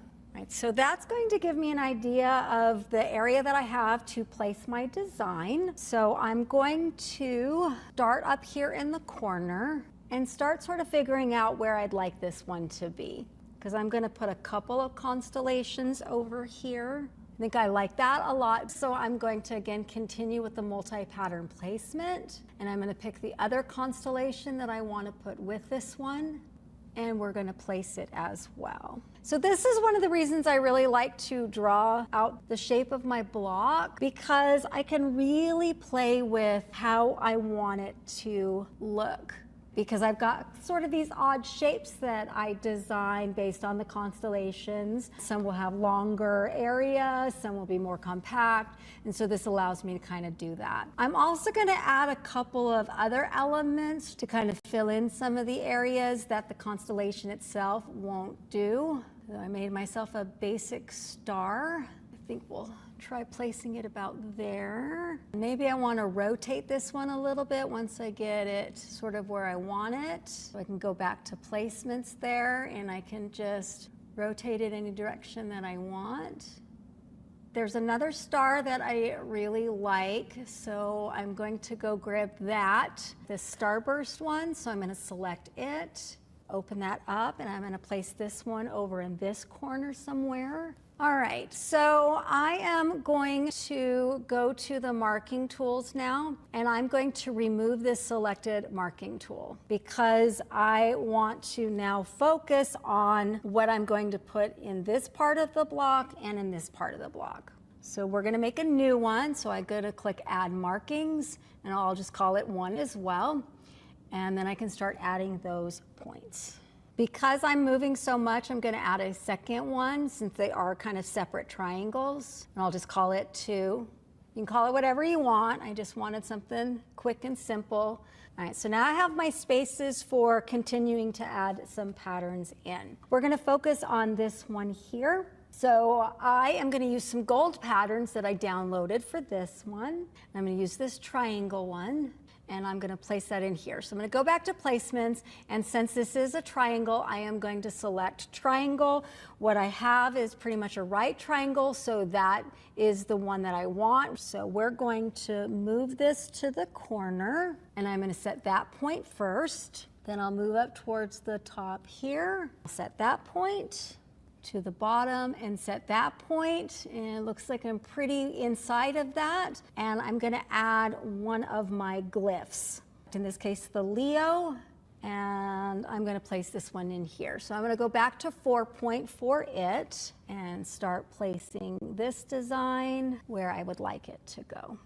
I think a nice rotation on this one would be good. I can make it a little bit bigger now. So notice that because I have my area set, I can actually go off of that area so that I can get the shape that I want to really fit in that area. So I'm going to go ahead and hit pattern again. I'm going to say no. I'm going to go to my marking tools. I'm going to get rid of those markings. Okay, now I do want to stitch in the ditch along this line here so that on the back you're going to see a completed star when I'm done. So I'm going to add a new marking, and since I'm going to stitch this one, I'm going to be really careful when I'm adding the line to do it in several places. Once I've got that line and I want to do that marking, I'm going to click the marks button, and it's going to ask me would I like to close this marking. And I would say yes if, like, say I drew a shape like a box or something and I wanted those points to connect. But if I say yes to this one, it's going to take the end point that I just drew up here and connect it to the start point where I started and draw the line twice when I stitch it. So I'm going to say no because I don't want it to do that. Right? Now I'm ready to quilt. Like always, I optimize my thing, and you can see I only have one stitch line that I have to worry about, and I'll organize this, and then we can continue quilting the rest of the quilt the same way using all these features I showed you with the multi-pattern placement.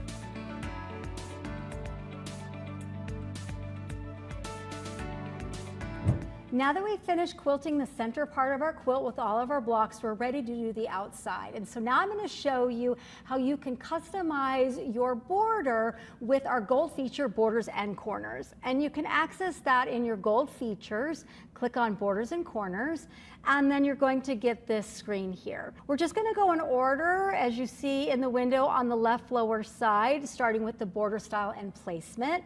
And so we want to figure out what style border we have first. And what I have has cornerstones, so I'm going to select the one that says block. So now you can see that I have these little gray lines to represent the block areas of my border. After we switch it, because I am working on the bottom border, so I do need to switch from the top to the bottom, and then we can set properly by moving over to the edge, and we're going to do this bottom one first, and then we'll move over and we'll do the other edge bottom. Something that will kind of help is if you lock your verticals when you do this.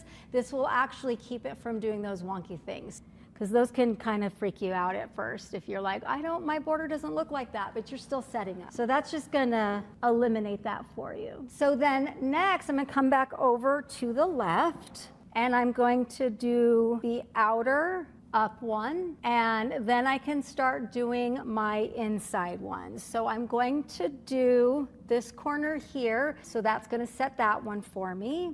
And it doesn't really matter where the inner one totally is, because I'm not going to be stitching over there until I move my quilt. So that now has adjusted to the actual width of my border. Next, we're going to set margins. Now, setting margins has to do with how you actually want it to lay in here. It defaults to both, but if you only want to set one margin, then if you click the lock button, now you can set either or both.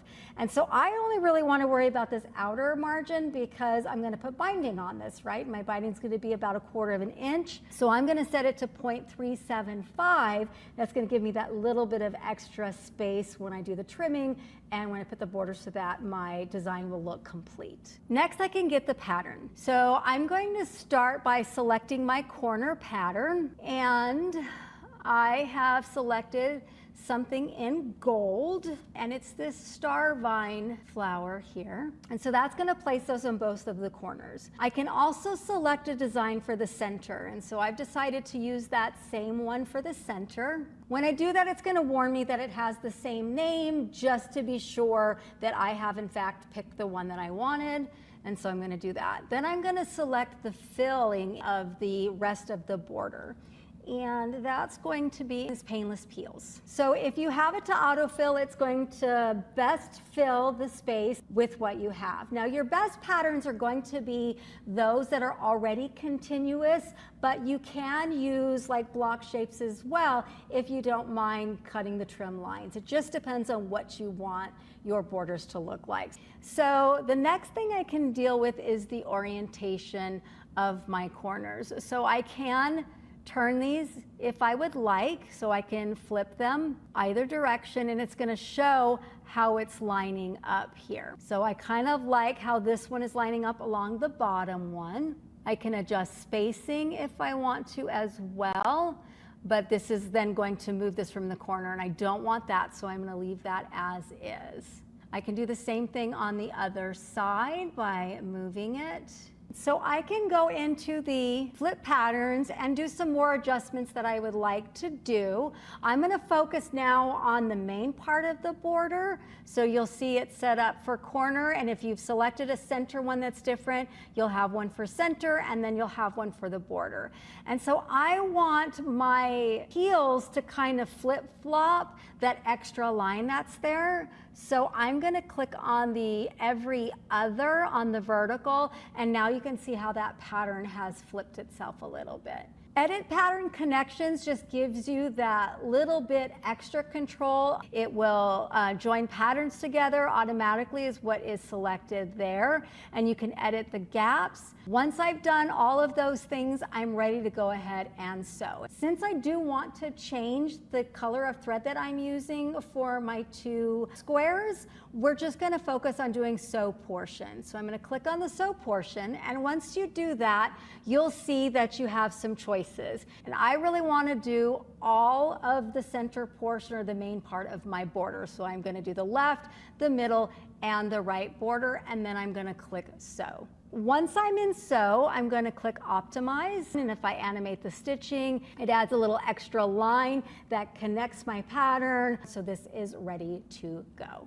And since I'm doing the major part of my border, I'm going to show you the next trick and another gold feature, which is located in plugins, and that is fabric compensation. Fabric compensation is a must, especially when you can see the way that my quilt is laid out. It's not straight across anymore, but yet I want my pattern to be straight across. So pattern comp's going to allow me to fix that and really tell it exactly how I want it to sew. So I want to focus on this border here. You can hit the next button and you're going to see it changed the dark green to the location that it's going to. And so once I get the dark green on that border, I'm ready to do the next step. I'm going to go about an inch or so from the edge where I did that placement for the corner, and I'm going to hit the add button that's here, and that's going to put a little dot. And I can do as many or as few of those as I want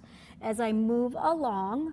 And this is just going to help it line up to the way the shape of my border currently is. Okay, so I have basically fixed how it's going to place, and now I'm ready to sew. So I'm going to hit OK.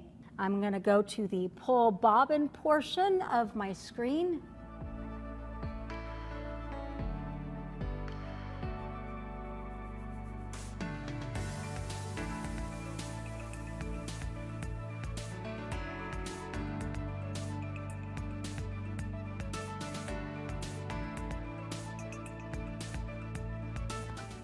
All right, so I really want you to notice what fabric comp did for me. This was pretty crooked. So now you can see that it's done a really good job keeping the spacing and keeping it in that line, despite the fact that I'm actually running a little crooked. That is like just the coolest feature. Now that we've got the main part of the border, we're going to do the two cornerstones. So I'm going to again click on sew portion and click the left and right corner. Now, as you can see, I'm going to have a huge distance between the two, so I'm going to go into those settings again and make sure I have pause trim lines on so that I don't have to waste so much thread to get to the other side. Now we'll take it to the other side so we can complete the bottom cornerstone here. So while this is finishing up, just another hint and tip about doing your borders. When it's time to do the side borders, one of the easiest things that you can do is take it off the frame, turn it, and then re-put it so that your border is now at the top, and you're only going to do the inside portion and your design will be done.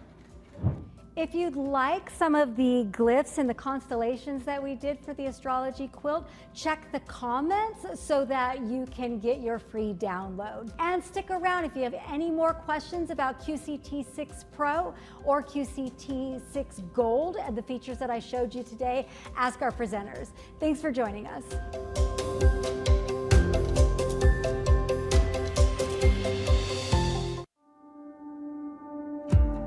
A new era of quilting has arrived, and it starts right at home. Introducing QuiltMotion X foundations, crafted for simplicity, built for your domestic sewing machine.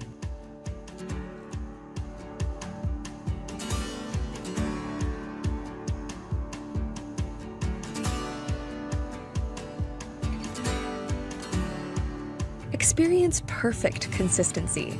No guesswork, no stress. Just flawless stitching every time.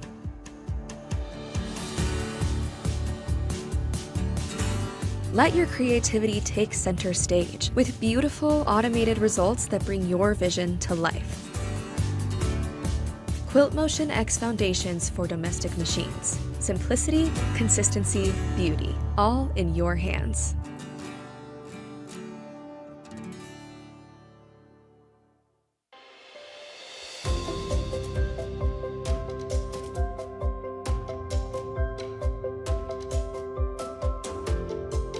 Hi, welcome to Fall Festival. I'm Maggie Lamphere and I'm so excited to be joining the event today with Grace Company Quilting. I love all things quilting and stars, so I was so excited when I heard the theme is Look to the Stars. I am going to show you how to make a wonky star quilt and how I use automation with my QCT Pro on my long arm to get this quilted. If you've never heard of a wonky star or not really sure what I'm talking about, this is what they look like, and they all look different, and that is part of the fun. Making wonky star quilt blocks are a fun way to take a break from all of the precise cutting and measuring that normally goes into making a traditional quilt block. As you can see, I used all scraps in mine. It's a very scrappy, mismatched looking quilt, so it's a great way to use up scraps, or you can go ahead and use coordinating fabrics or that fat quarter bundle you've been saving up. One of the awesome things about this quilt is that you can make it however you want to. Very easy to modify, even the size of the blocks, and I will show you how to do that. You can plan out this quilt as much or as little as you want to, and it's so simple to make any size block that you want. First, I will show you how to make the wonky star, and then I will show you how I quilted it with this gold thread, and I actually imported a panto design into QCT Pro. That is one of the great features about QCT Pro, is that you can import outside designs into it. As soon as I heard that the event was called Look to the Stars, I knew exactly what panto I wanted to use, and it has these stars and swirls and moon shapes in it, and it's super fun. And I went with the gold thread because I thought it looks like actual stars. First, I will show you how to make a wonky star. Then I will go over to my long arm that has a QCT Pro automation, and I will show you how to import an outside panto design, and then how I use panto stacker to make an edge-to-edge quilting design for this quilt. First, let's get started on how to make a wonky star in any size that you'd like. You're just going to need your basic quilting supplies, such as a cutting mat, acrylic square ruler, rotary cutter, iron, thread, and sewing machine. Let's get started. Like I mentioned, it's very easy to make any size block you want with the wonky star. You just have to pick a size. So this might depend on the size of scraps you have or the size quilt you want, how many blocks you want to make. Whatever it is, you'll want to pick a size. This one on the left here is actually with 3-inch squares, but the quilt I made, I used 5 inches. So I'll kind of show you the difference in size here, but it all works the same. If you want to do 5-inch squares like I did, it's a perfect opportunity to use up a charm pack for those middle squares or the outside ones. You will need 8 background squares and 1 center square, and then your scraps for the star points. So my middle square and all of the background squares are 5-inch squares, and then the scraps can be any size. We are just going to randomly be placing them to make these crazy looking stars. 4 of the 8 background squares will be in the 4 corners of the block, as you see here, and then the other 4 will be the squares we use when we are making the points of the star. So here I'm just going to lay it out to get an idea of where my background squares will be going, and then we will add our points to 4 out of these 8 squares.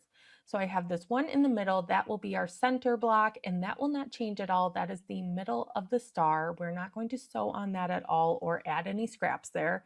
And then I have my 8 squares surrounding it. Again, these are all 5-inch squares, but you can use whatever size you like. These 4 here, so the middle ones on the side and the top and bottom, is where we're going to add our points. Here's where you can grab your scraps or other fabric, and we are just going to place them right sides together and then sew 1/4 inch from the edge of the scrap.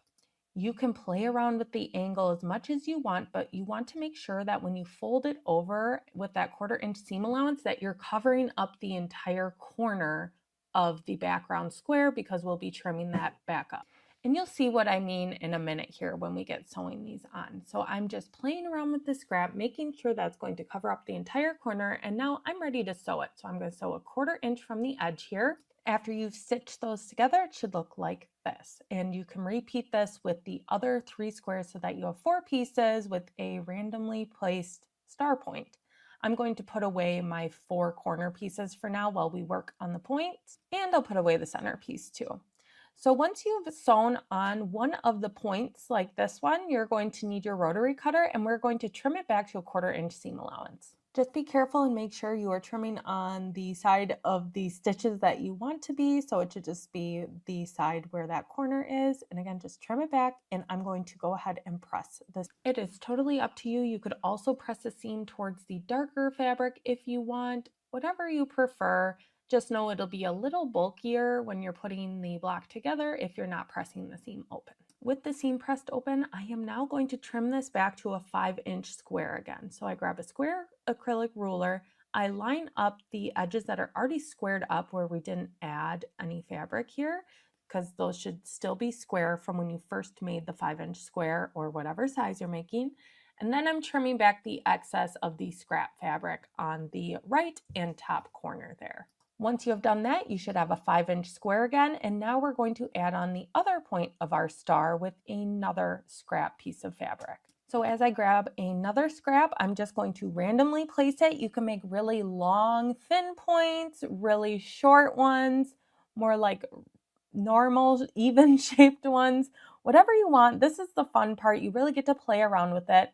Make sure if you're working with smaller scraps and you're not sure that's going to cover it up, just fold over the corner and make sure that it's all good. And again, sew this on with a 1/4 inch seam allowance. Now we're going to trim back the excess background fabric again. So we just have that 1/4 inch seam allowance on both pieces of fabric. Press the seam open, and then we're going to trim it back to a 5-inch square all over again. Once you get really good at this and the hang of it, you don't even need to use the full 5-inch squares for your background. I like to play it safe though and keep them, and then I keep the scraps for other projects like foundation paper piecing, where you just need those little pieces. Once you've pressed that seam open, again, we are just trimming back to 5 inches, and now we have one of our finished squares that go into the Wonky star block, and it is 2 points of our star. You'll see here, that's kind of what it's going to look like. So now we're going to repeat that with the other 3 edges or other 3 background squares with more scraps. Once you get going, you can try chain piecing with these, or however you prefer to piece your squares together is up to you. Just for each star you're going to make, you're going to need 4 of these point squares and 4 of just the plain background squares where we're not adding anything to them.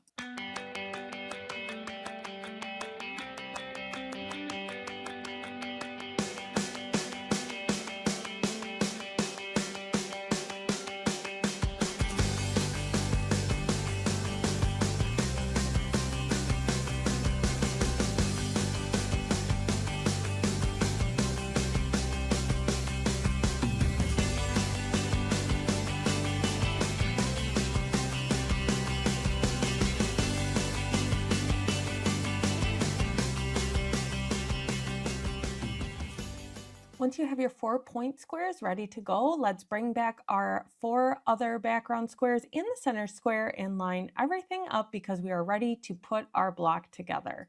You want your centerpiece in the middle, those 4 background squares on the 4 outside corners, and then the points surrounding the middle one. I like to put mine together in rows, so I put together the first 3, middle 3, and bottom 3. I do prefer to press mine a certain way after I have those 3 rows put together, and I'll show you that in a second. But again, this is totally personal preference and up to you. You can press the seams open to alternating directions, whatever you like. I like to be able to nest my seams. So what I do with the top and bottom rows is I press those seams outward and I press the middle row seams inward towards that center point there. I feel like this reduces bulk a little bit. And like I said, I like to be able to nest my seams when I'm putting my rows together, and that allows me to do it. Then we're going to just take these 3 rows and put them together with that 1/4 inch seam allowance. And after that, we should have our first wonky star block. So here it is, a finished wonky star block. This is the 5-inch square version, and this is the 3-inch square version. I followed the same process with both size squares, so you just pick your size and go for it. I ended up making a total of 36 wonky star blocks and put them together in a 6x6 layout. Using the 5-inch squares gave me 13.5-inch blocks because we want to take in the seam allowance when we are calculating how large our quilt is going to be. And then once I put them all together, that gave me an 81-inch by 81-inch quilt. And that's pretty big. So you definitely don't have to do that size. You can modify as needed, change your block size, change how many you're going to do total, whatever you like. Now let's move on. We have a finished quilt top and now we can quilt it on our long arm. I quilt on a Qnique 19X Elite and I have a Quilters Evolution rolling frame. I'm going to be using QCT Pro automation. And though Grace Company's automation comes with a ton of amazing designs, I really wanted to use this pantograph design for this quilt specifically. So I'm going to show you first how to import a pattern into the QCT Pro software. So first I'm starting with my external drive. This is like just a file folder basically. You can use any type. So you're going to want to plug this into your computer or wherever you have the pantograph stored. I purchased one from SoShabbyPantos.com. It's called Star Power if you're interested in the one I'm using today. Right here, the name of my drive is Extreme SSD. Yours will be different. It'll all just depend on what your drive name is. And now I'm in another folder where I keep all of my pantograph designs. Yours will probably come with a ton of different versions. You can move them all onto your drive if you'd like, but I only need this QLI file. So that is the one I'm going to grab and drag it over to my external drive and then let it upload there. I always make sure that it's actually there before unplugging the drive, and there it is, Star Power QLI. Now I can unplug the drive and bring it over to the tablet that is connected to my. Now we are almost ready to get quilting, but we have to import that design and do a few other things on the software before it gets started. First thing you're going to need to do is open up your QCT software on your tablet. Make sure to move your machine to the middle of the quilting area, just like it instructs you to in the beginning, and press OK. Mine was not, so I'm going to go ahead and move it over before I continue and make sure that your needle is up. Once everything's loaded, you will see this screen here, and we are going to go into Pantograph or the Pano Stacker. As always, the first thing we're going to need to do is set our maximum quiltable area. So the first thing we need to do is bring it over to the top left. So I move my machine over to the top left like it says, and I usually go about 2 inches to the left of my quilt top. And then I don't go right up against the bar in the back because I don't want to take a chance of it bumping up there at all. So I go a little bit away from that. And then, like I said, a few inches over from the quilt top and press the button to set that area. Next, we need to go over to the bottom right corner of our quiltable area. So again, I'm going to move my machine over to the bottom right. I'll go 2 to 3 inches away from my quilt top to the right, and then an inch or so away from the bar because again, I don't want it bumping up against the bar at all. Once I've made it to that spot, I go ahead and press the bottom right button on the screen. And now the machine knows how far to the right and left, up and down it can quilt. We have this rectangle set up so it knows exactly where it can quilt. Now, when you select pattern at the top of the screen here, you'll see all the amazing patterns that already come with your QCT software. There are a lot to choose from, and you can do so many different things with it. I am still going to import my own pattern though, so what we're going to do is close out of the screen, but we'll be back to it. I have to plug in my external drive that I had put that QLI file on. If you're using one of the tablets that you can purchase through Grace Company with your automation, which is what I'm using, it'll be this bottom plug in here. It is the one beneath the one that connects to your machine. So I'm going to unplug this bottom one. That is actually just the power cord or the charging cord. My tablet is fully charged, so I don't need that right now, and I'm going to plug in my external drive. Again, this top one here, don't unplug that one. That is what is connecting the tablet to your actual long arm machine. Once I have that all plugged in, I need to import my design. So I click on plugins in the upper right corner, and I'm going to do batch import. After I click batch import, I should be able to go to new drive in the upper left corner of the screen here, and you should see your device name. So if you remember from earlier, when we were moving the files from my computer onto the device, it's called Extreme SSD. This will all depend on what your device's name is. It'll likely be different from mine, but you're going to select whatever your drive is named here. Next, you'll need to find the file or pantograph file that you want to import. Click it and then click the import button. You'll see the import process was complete and it should say success over there. So I can press the OK button and now the file is on the machine and I don't need to import anymore. I just wanted that one today. So now we're going to go back to that select pattern screen. Now again, you'll see all of the amazing options that QCT comes with. I, for some reason, closed out. Let's go back in and just select pattern. And now we're going to go to this patterns file folder in the upper left. Now you're going to find the file that says batch. These are all pantos that I have imported, and I found my star power one right here. And right away, it's going to stretch out to meet the entire area or the entire quiltable area that we set in the beginning. You probably don't want that, so we're going to have to play around with the design a little bit. There are a lot of options on this screen to customize the design, the size, how many times you want the pattern to repeat. First here, I am going to set the pattern height to be a lot shorter. I don't want the pattern to be all the way from the top to the bottom of the quiltable area. I'm going to try 5 inches at first. Now my pattern height is 5 inches. And I want way more than one pattern going across, so I'm going to keep clicking this button until it looks kind of how I want it to look on the quilt. You can do 1 or 2 rows of the pantograph at a time by selecting the plus button in the row area. I am just going to stick with 1 row today on mine. And I always adjust the total height to be a little bit smaller than the entire quiltable area. You'll see here with the 2 rows, you would have to play around with it a little bit so that they're closer together so that you don't have this big gap in the middle here. I'm going to go ahead and adjust my total height to 10 inches, which gives me an extra 3 inches in my maximum quiltable area that actually won't be being quilted while I'm quilting in zones. This just gives me a little bit of wiggle room for when I'm rolling my quilt and moving it around as we go from row to row. Though I really do like the 2 row option because you can see how the rows are going to be fitting in together, I'm just going to keep it simple today and do 1 row at a time in my zones.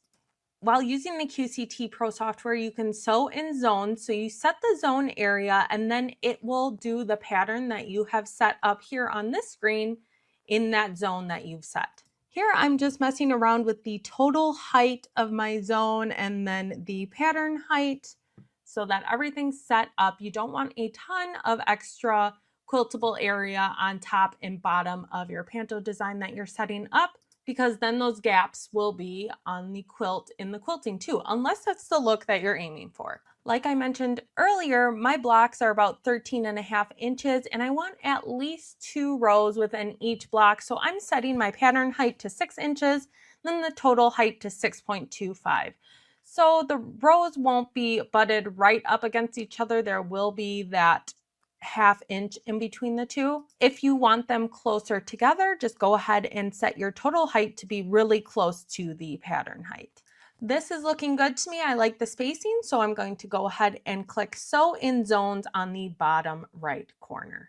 Here it will give you the option to save this design. I always click yes and save it in case I have a large quilt, something comes up and I have to walk away from quilting. I can always come back, reload this exact pattern, and I won't have to mess around with it again or try to remember what settings I had set up. You can name it whatever you want. I'm calling mine Star Power Wonky Stars so that I remember what it is. This first screen here is going to show the pano design you just set up, and it's going to place it at the top of your quiltable area that you had set. So if you look on the screen, the larger rectangle is the total quiltable area, and then the smaller rectangle with the actual pantograph design in it is the design that I set up. So we need to set up our zone. You probably noticed me pointing at the A square button at the bottom of the screen there where it says A, and then it's like the upper left part of the rectangle. So that will be where you want the top left of your pantograph design to start. So I go ahead and grab the machine and move it up to the upper left corner of my quilt where I want the design to start. I usually go a little bit off of the quilt so that it's all the way edge to edge quilting. And then I go ahead and press that A button. Now I'm going to go ahead and move over to the B part of the zone, which is the upper right corner of the quilt, and do the same exact thing. So I go about 1 inch off, and then I go ahead and press the B button on this. Setting your A and B points of the zone are critical and definitely necessary. You can also set your C and D, which are the bottom 2 quadrants, but I am not doing that today. I just set my A and B, and I'm going to let it go with the height that I set on the previous screen. Now you'll see here on the screen, it will probably have moved your rectangle with the pano design within the quiltable area to where it actually should be in the quiltable area that you have set up on your frame. You can click the setting button at the top of the screen to change any of your settings. I already have mine all set up for what I'd like, but there's sewing speed, tie off stitch count, tie off mode, stitches per inch, and a few other options. You can switch those here and press OK when you're ready. Now you don't have to move your machine at this point, but I like to move it over kind of to the area where we're going to begin sewing, or at least in that direction. Go ahead and click sew. I am ready to start, and my pantograph is all set up. I set up the zone, my quiltable area, and I'm ready to go. So I click the sew button, and now the machine is moving over to where it wants to start with the pantograph. This is my favorite part. I think it is so cool that it knows where to go and what to do. So I'm going to go ahead and do my little tie off stitch here, and then it will begin quilting. Like I mentioned, I'm using gold thread, which is kind of a different option for me. I usually like to go with something lighter, but I really wanted the quilting to stand out for this design. And I thought it would really bring in all the white low volume scraps together. And here on the screen, you can see where the stitching is and progress of the pantograph and quilting design. And now we just get to sit back and supervise and watch the automation do its thing.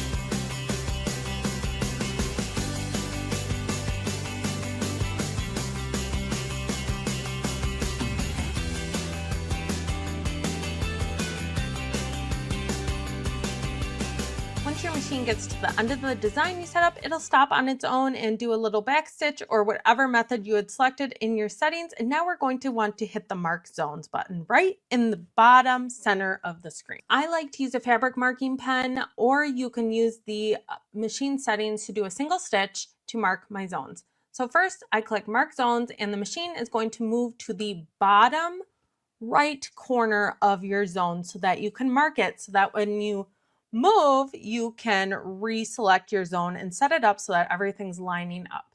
So there's my needle right there. I'm just going to do a little mark with my pen right underneath where it's set up. Like I said, you can also use the single stitch option on your machine, which is really nice. I just find it easier. Make sure you have snipped your threads so that the machine isn't pulling on them, and then we're going to click Mark Next on the screen, and the machine will move over to the next part of the zone, which should be the bottom left corner of where you just were sewing. So if you look at the design on the screen here, that is where the machine is going to move to mark the next zone. We just marked that one. Now let's move over to the left and mark the bottom over there. So I clicked Mark Next, and the machine will move on its own over to where we need to mark our next part of the zone.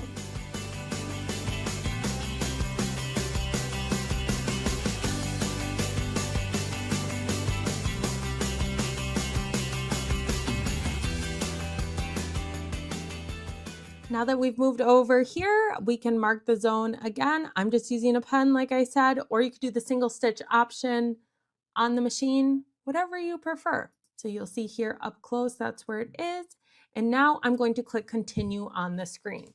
The machine knows I didn't use the stitch option, so it thinks my zones aren't marked. So it's going to have this warning message, and I'm going to go ahead and click through it.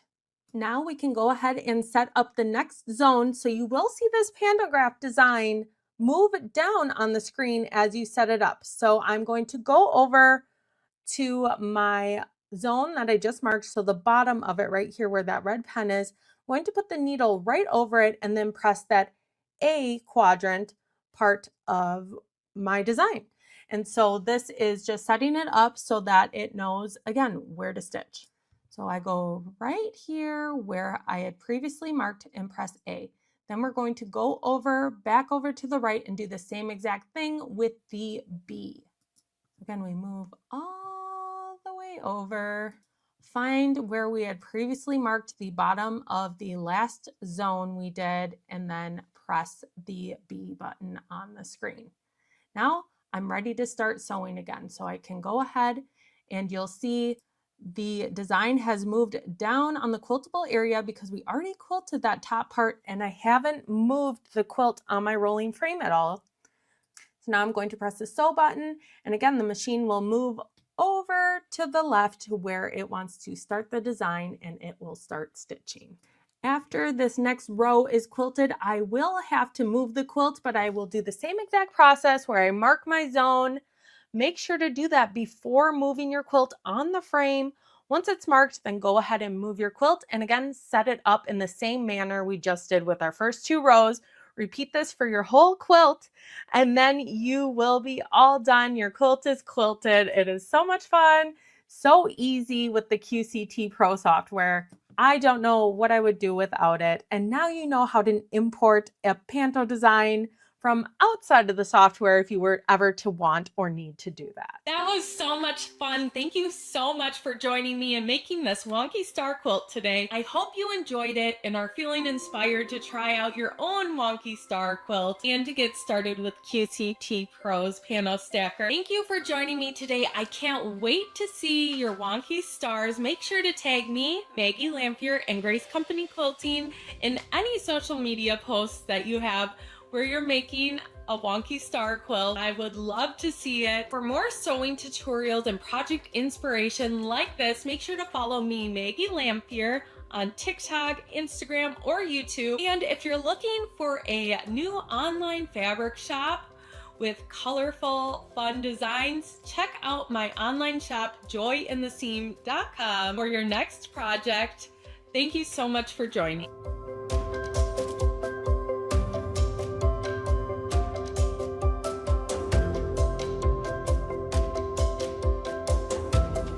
welcome back. Oh my goodness, Natalie. Wow. It's been a long day of awesome projects. So many awesome things. I loved learning all those tips from Janet, from Marie, from you and Jenna. Oh my gosh, remind me the name of your dog again. His name's Finn. Oh, I love him. Oh, that segment was so fun. It was great to see Picture Stitcher. Now, Yes. we've had a lot of questions from people on what platform do you need to run Picture Stitcher? How do you get to the design library or the design store? Yes. So we're just going to show you where to find Picture Stitcher on our website. So that's the only platform you need is the World Wide Web. So you can do it on a laptop or a tablet, but all you have to do is to go to our website. And so we're going to show you here our website, and there it is in all its fun and glory. So you can see as those things stream across the top, or you can hover over the automation tab, and there you can see welcome to the design store. And so you can go to the design store or Picture Stitcher that way. So those are the easiest way to get to it. You don't need any extra software or tools. It's just all there on the website, easy for you to find. So you don't need anything extra to upload the picture or download it either. It's just that's all right. Yeah, very it's just easy. just all there, able to find the design store. And then if you have QMX, it will access your design library, and you can sign in there and get those either through credits or through purchasing them individually. And then the Picture Stitcher, it's $20 for each download, or for a subscription, you get those additional credits. So yeah, we had that question a lot. The other question we've had a lot, we've seen throughout the day, is what frame QMX FD, QuiltMotion X Foundation for domestic machines, works on? Great question. Great question. It's only the Cutie Breeze tabletop frame. So if you have the original frame, it doesn't work, even if you have the Chariot upgrade, and it doesn't work with Q-Zone Queen or Q-Zone Hoop or anything else. It's only the Cutie Breeze, and that's the reason is because the way the belts work, they attach specifically to that frame. But good news, there is a bundle with QMX. So if you buy them together, the Cutie's on a big discount. So we do still even more than recommend checking normal. that out. That's right, only $2,000, $19.99 with the Cutie Breeze and Foundation QMX. So yeah, just, you know, we're helping it out just a little bit. So another question we've gotten before is, do the credits continue to roll over? And as far as I know, they do not. It's a monthly credit, so that you're paying for the $19.95 for the monthly thing, so the credits don't roll over. So you want to use those up with either the Picture Stitcher or the other designs that are happening. And we saw there when you guys were going to it that there were a lot of free designs. Yeah. So go and download them. You know, they're available. And some of those free designs are part of the QCT 6 already or gold. So you've purchased them already, those purchased ones. So before you download it, make sure it's not already on your system. Yeah. Double check. So I was gonna say, other than your design section, what was the other? Well, I was going to say, Shirley says everything was her favorite from today, and I love the way you think, Shirley. I think one of my favorite ones was the Wonky star quilt. It's just so cute. I just love all the different like mismatched patterns and the way the stars are so different. Like, I really want to actually make one. Well, see, there you go. One of the funny things I thought about that was it was up on my screen in the corner because I had it up while I was doing something else, and I didn't notice yet that it was purposely wonky, and so out of the corner of my eye I was like, what is going on with those stars? And I look up, oh, that's on purpose. Don't worry, it'll be cute. Trust the process. So we've had a great time watching all of these, but I know, even for us, we haven't had a chance to watch everything specifically or download the patterns. So remind us again, how do we get these viewing again? Yeah, so if there's anything that you missed today, anything you want to see again, anything you want to share with other people, you can go ahead and hop over to our YouTube channel. It is youtube.com/@thegracecompany. And we upload there every Wednesday and Friday, so we've got lots of new fun quilting projects, lots of tutorials and stuff like that. Segments from today are going to be uploaded every Monday from now on till we're done uploading them. And there are free resources and stuff like that, free patterns in the descriptions of our videos and stuff. You're going to want to subscribe to that channel and hit the bell so that you can hear from us every time we upload a segment. You'll be notified. And it's a really cute little quilting community over there. And we have some awesome people here. We have Jenna and Angelique. They come up with great ideas. They're so knowledgeable. It's awesome to learn from them in every video. So yeah, they're wonderful instructors. They do a great job. And just a reminder too about our Quilters Playground. That's available on our education tab on our website. Every other Wednesday, get great information about automation or quilting in general, or our machines. You can ask lots of questions. They also are on YouTube, so if you can't make one Wednesday night, that you can still connect with that. So Carla and our educators do a lot of hard work in getting that connected and figuring out all the things. Last month we did a t-shirt quilt. They showed how to do that. It was so much fun. I loved that. So and we have a playlist. So all of the Quilters Playground from before, you can just watch a bunch, catch up on them. It's true, yeah. So don't feel like you can miss out, but we'd love to see you at all those places. Also, we just want to remind you about the other social media platforms that we have. Yes. It's not just YouTube. You can find us other places, right? Yeah, you can find us on Instagram, Facebook, Pinterest, LinkedIn, and TikTok. So any and all of the above, I'm posting over there as much as I can. So I would love to see you. Also, we're wanting to see projects from you guys. So email or message in your projects for a chance to be featured on those platforms every Sunday. Ooh, that's great. And we'd love to see if you do any of the projects that we did here. Absolutely. Any of the Look to the Stars projects. So that's fantastic. Yes. I also want to just remind people that as we're going along with all our projects, right, like, and you're thinking, wow, I've made this wish list as I've gone along. You can get those through our dealers. I know with Allegra and Melinda, you got to see how do you find who our dealers are in your area. But if you have a dealer in your area or you have a quilt shop and they don't carry our product, reach out to me and we can try and contact them and say, hey, we have a customer who wants our product there. You would be a wonderful dealer. They like your quilt shop. We like you. So, but if you need to find out if there's one in your area, you can see there at the bottom, graceframe.com, EN dealers locator, or you can just go to the site and look up the locator that way. But yeah, we're looking for awesome more and more ways dealers all over. Yeah, and I love just the idea of being able to go to a dealer and see something in person and actually use it. So, for sure. Right, because we love that you can touch and feel. Like some people are just like purchase, right? Like that's what the world of Amazon, right? You just purchase it. But if you are a touch and feeler like me, you want to Me too. see how tall it is, see how it feels, then Let me that's use a it great way. first. Yeah, exactly.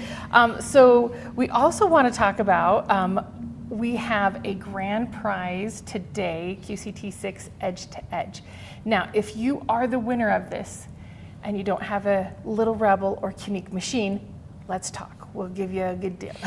And speaking of deals, we have amazing deals going on. All our QCT, QMX, QD Breeze, all our machines and frames. Allegra and Melinda went all over those things. Take all advantage. kinds of discounts. You know, like they're so fun. And now is the time. The 20% off the items that fit in the stocking. I saw someone mention on the Grace platform, she's like, my husband is like Shaquille O'Neal. His stocking is gonna fit a 21X Elite. That's not part of the stocking cover, but thread and Truca. If you've been thinking about needles or bobbins or a bobbin case, that's one thing that Carla always recommends is to have an extra bobbin case. Because if your spring comes out or one of the little screws get broken or fall and you can't find it, then you're stuck. You don't want that to end your project. Right, you always want to make sure you have that extra one. So take advantage of all of those. But okay, let's talk about QCT6 Edge to Edge. This is the base version of the tiers that we have. It does edge to edge only, and you can see the price for this is $2,249.25 if you're purchasing right now. So if you don't win, don't worry, you can still take advantage of this discount. QCT6 Plus or Pro, and you can upgrade if you have a base version or tier, then you can go to the next level. But so we're going to give this away to one of our lucky participants. Now, these are for someone who is pre-registered, so if you didn't get a chance to pre-register, come see us at Winter Market. It will be in December, and we're going to have another wonderful event. But that's how you get registered, is how you get into the drawing. So always pre-register for the event. That's how we pick and choose those. So make sure you're watching that. But okay, so our QCT6 Edge to Edge drawing prize. And what do we do for our Drum roll. prizes? Drum roll! I'm ready. Barbara! Congratulations, Congrats. Barbara! Oh, I'm so happy for you. She's probably doing a little dance. Yeah, I would so- party.